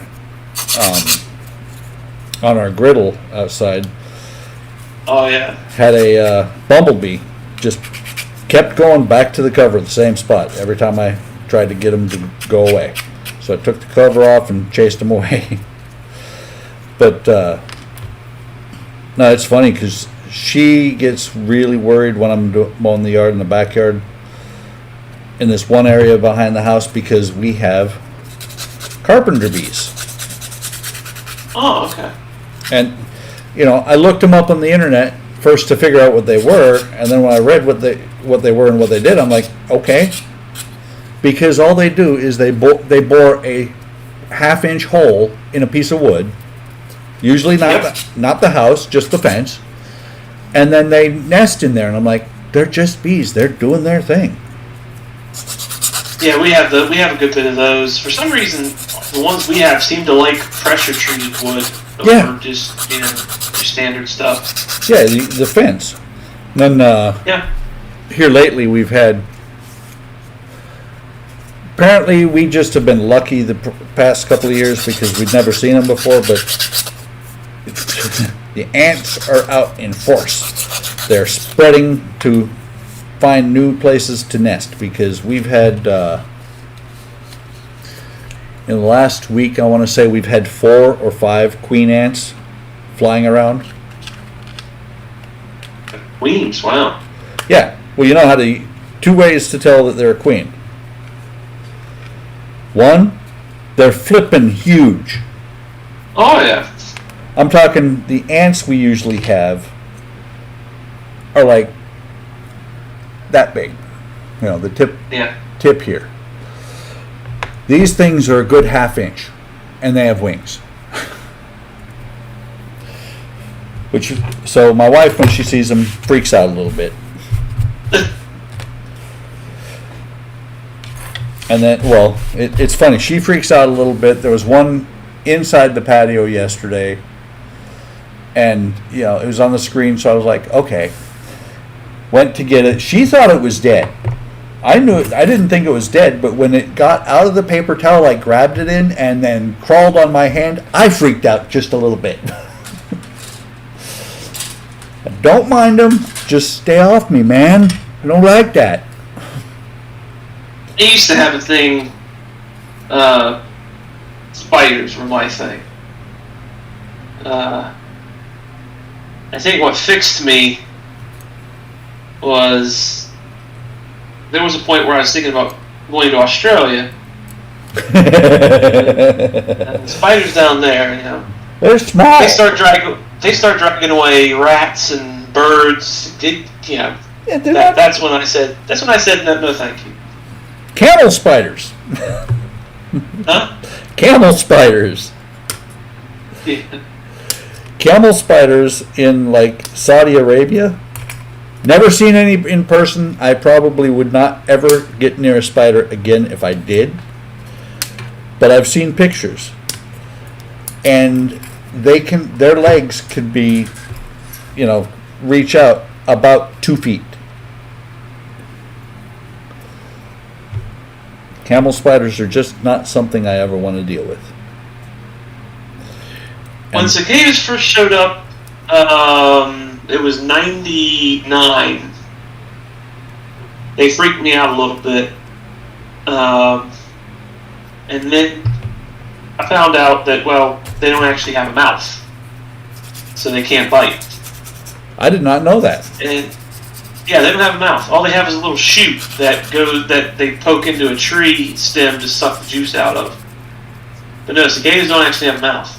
So they don't actually bite. Yeah. I mean, they're annoying, and when they land on you and you hear it, it sounds like a freaking helicopter landing on you. get a little startled. But if I saw one crawling on me, I wouldn't be that freaked out. Yeah. It's not really a fear of spiders. It's a fear of getting bit. Just like it's not a fear of heights, it's a fear of hitting the ground. Yeah. My fear is things that have more legs than me crawling on me. I just don't like it.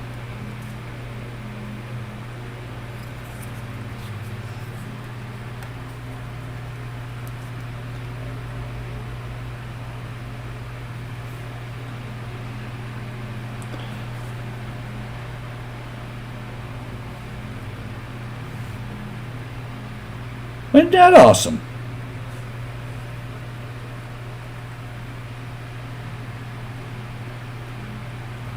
So I'm looking at this, looking at the instructions, and supposedly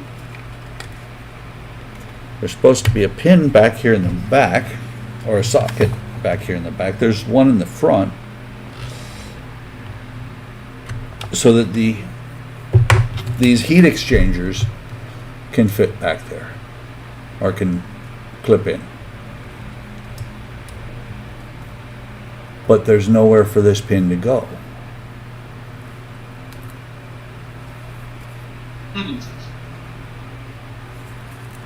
There's a pin, and actually there's no pin in the back here. It shows on the instructions. I love Revell instructions when they do this, because these things are supposed to sit in here like that, and they're actually supposed to have a little bit of flex to them. Ain't nothing but a thing.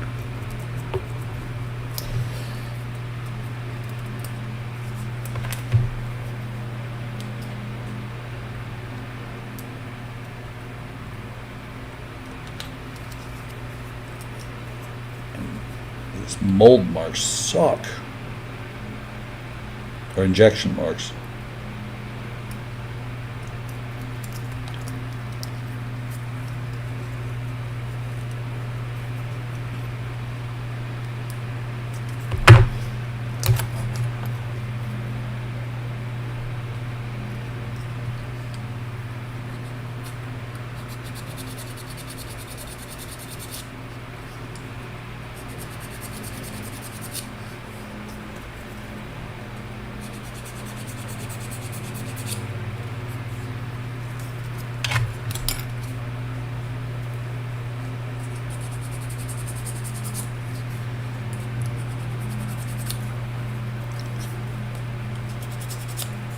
So I think I should do a bit more. Amazon dropped something off apparently. I think, Spence, I'm going to call it a day so I can go outside and walk around in the 86 degree weather with the lawnmower. Yep. I'm probably going to get off too. Got other stuff to get done. But might prime Michael Myers here a little later. Yep. But yeah, I think it's about time to call. It's been about, it's almost 3.5 hours. So. Yep. We're actually, these Sunday streams are getting longer and longer. Yes, they are. Give us time. Kenny can do us 8 hour floor on these Sunday streams. Yeah, we could even work in shifts if we need to. Yep. All right, well, I'll go ahead and cut out here. I'll be back on next week. Yep. I'll talk to you. See you later, Kelly. Have a great day. Bye-bye. See you later, GB.